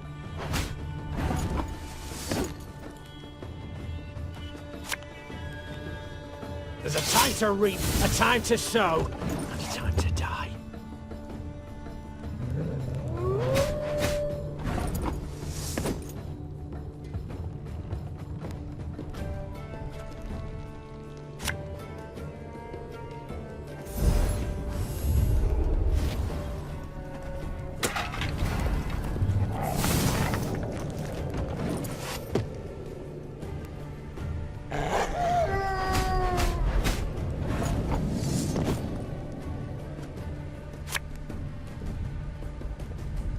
The chase is on!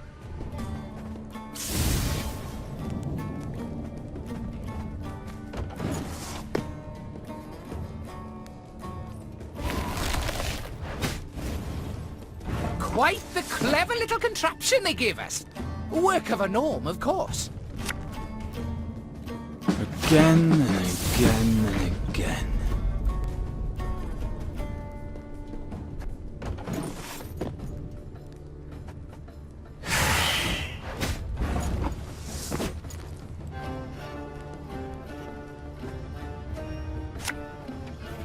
Lyria!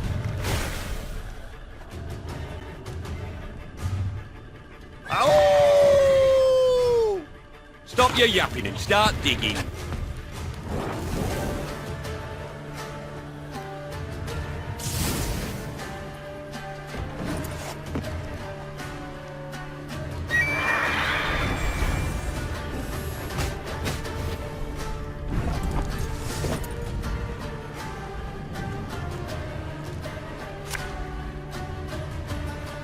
One gold.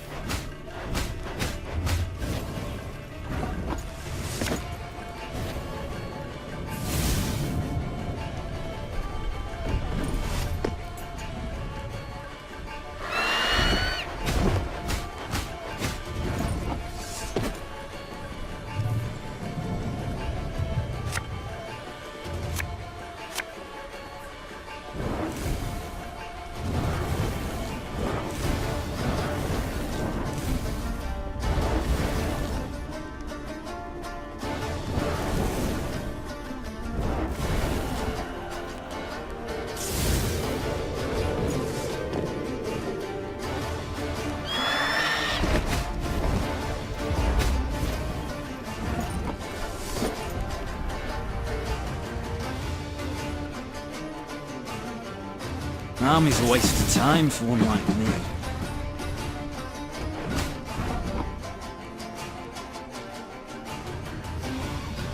Catch! Give me a target.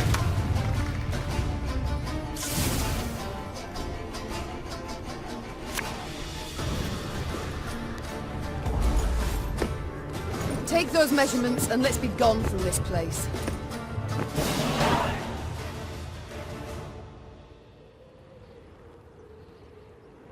The Lyrians managed to repel the monsters and reach both peaks. Upon each, Meve ordered her men to take the measurements. While waiting, she admired the breathtaking view of the Mahakaman Massif. The dwarven contraption left no room for doubt. The peak within the Dalberg clan territory was 2 feet higher than that within Hoog territory. Gabor was clearly displeased with the results. Damn it all! I'd hoped you'd prove Brewer's clan was in the right. He'd have been content to see the Dalbergs knocked down a peg or two, and, possibly, he'd have been more inclined to help you. Said the dwarf in frustration. Then, after a pause, he added, Although, only you saw what the device showed, Queen. Perhaps you could, recalibrate the results a wee bit?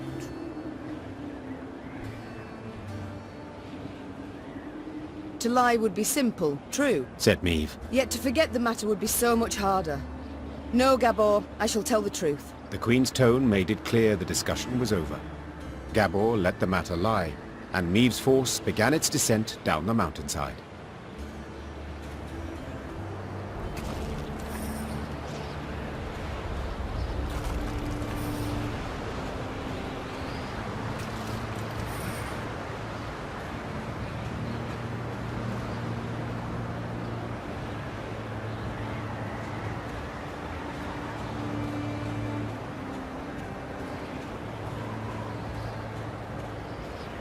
The dwarves of both clans had been waiting with bated breath for the expedition's return and report. As soon as Meve announced the results, the Dalbergs rolled barrels of beer out into the square and began to celebrate. Naturally, the Hoogs were disappointed, yet they accepted Meve's results as final. At last, they had come to trust her.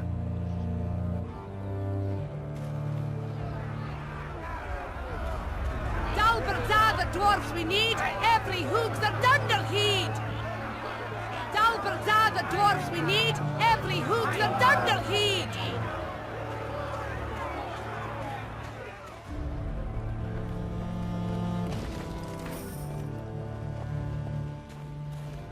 For frostbite, you'd best avail yourself of some onions. Even better if you had a wee nip of vodka. Oh, snotters are frozen solid. Not just those in my beard. Like up my nose too. Once we're neath Carbon, we'll find our way to the tavern. Set our arses down by the fire. Sip mugs of mulled wine. For frostbite, you'd best avail yourself of some onion juice. Even better if you had a wee nip of vodka.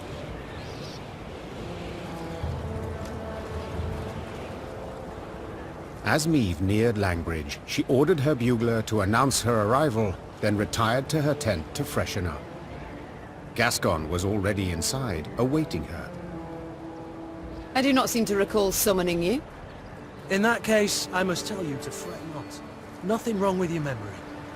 I've come with no agenda. Spontaneously, call it, to chat. Then I propose you leave. Just as spontaneously, call it. I must don fresh clothes. I'm to see the Elder soon, and I'd prefer to not smell of horse sweat. Doubt it'd make much difference to him. And be assured, I know what I speak of. When last we met, I found myself standing downwind of him. A pungent experience.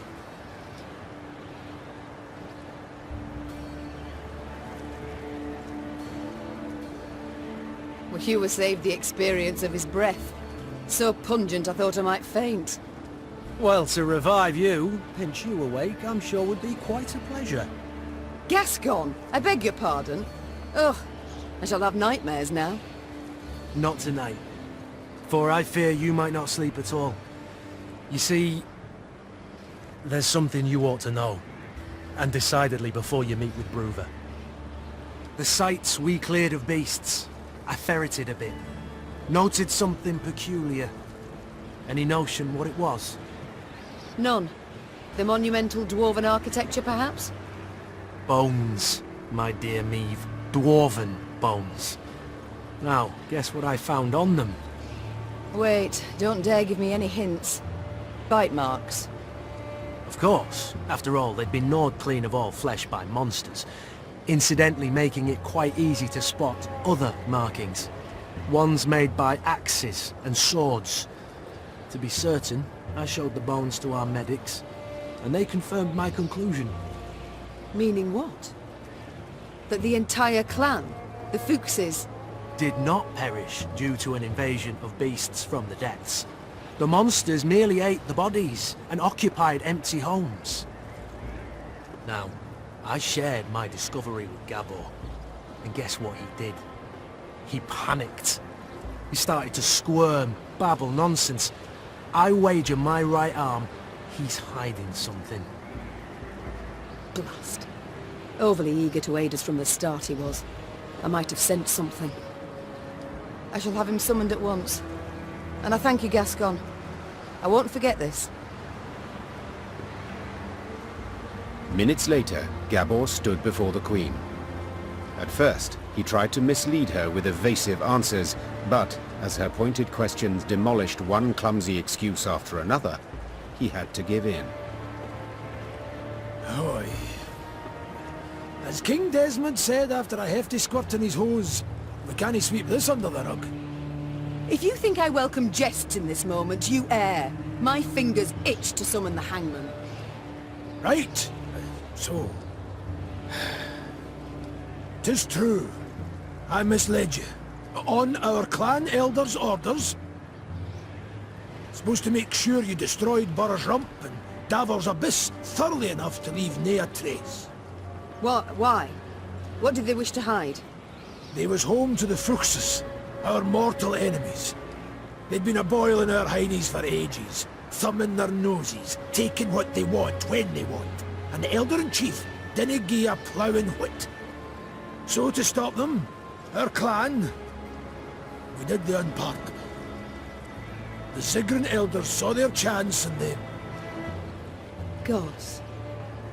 So you were responsible for the deaths of all those dwarves? Me? I didn't raise a finger. Tried to stop them, in fact.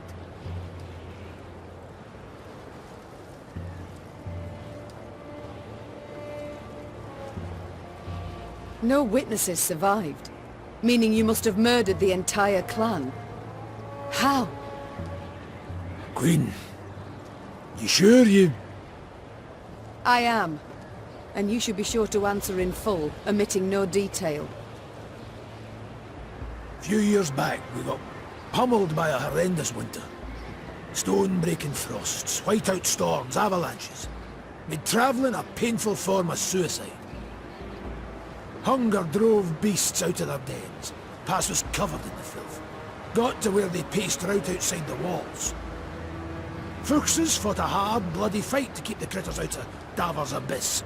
Lost near every axe-wielding dwarf they had. Only survivors had to winter at Burr's Rump. Our elders felt such an opportunity wouldn't knock again. After killing the town's meagre guard, they set fire to it and barricaded the gates. They didn't stand a chance. Bastards. You claim not to have taken part, but neither did you do anything to stop the massacre. What was I to do exactly? The elders had decided. Nae a dwarf would listen to me. You might have informed the Elder-in-Chief. The guilty would have been punished. The guilty? You didn't ken Bruver. He'd punish the whole clan. Women, children, nae exceptions. Maeve, Queen, I'm begging you. He canna ever learn of this. Aye, I want a hack flame too when I think what the Elder's done. But other way it'd bring but more pain and death.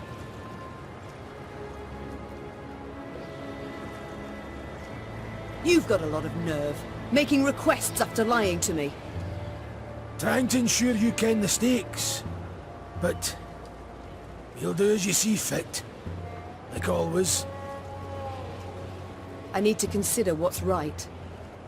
Meanwhile, Gascon, make sure Gabor remains our guest. Of course.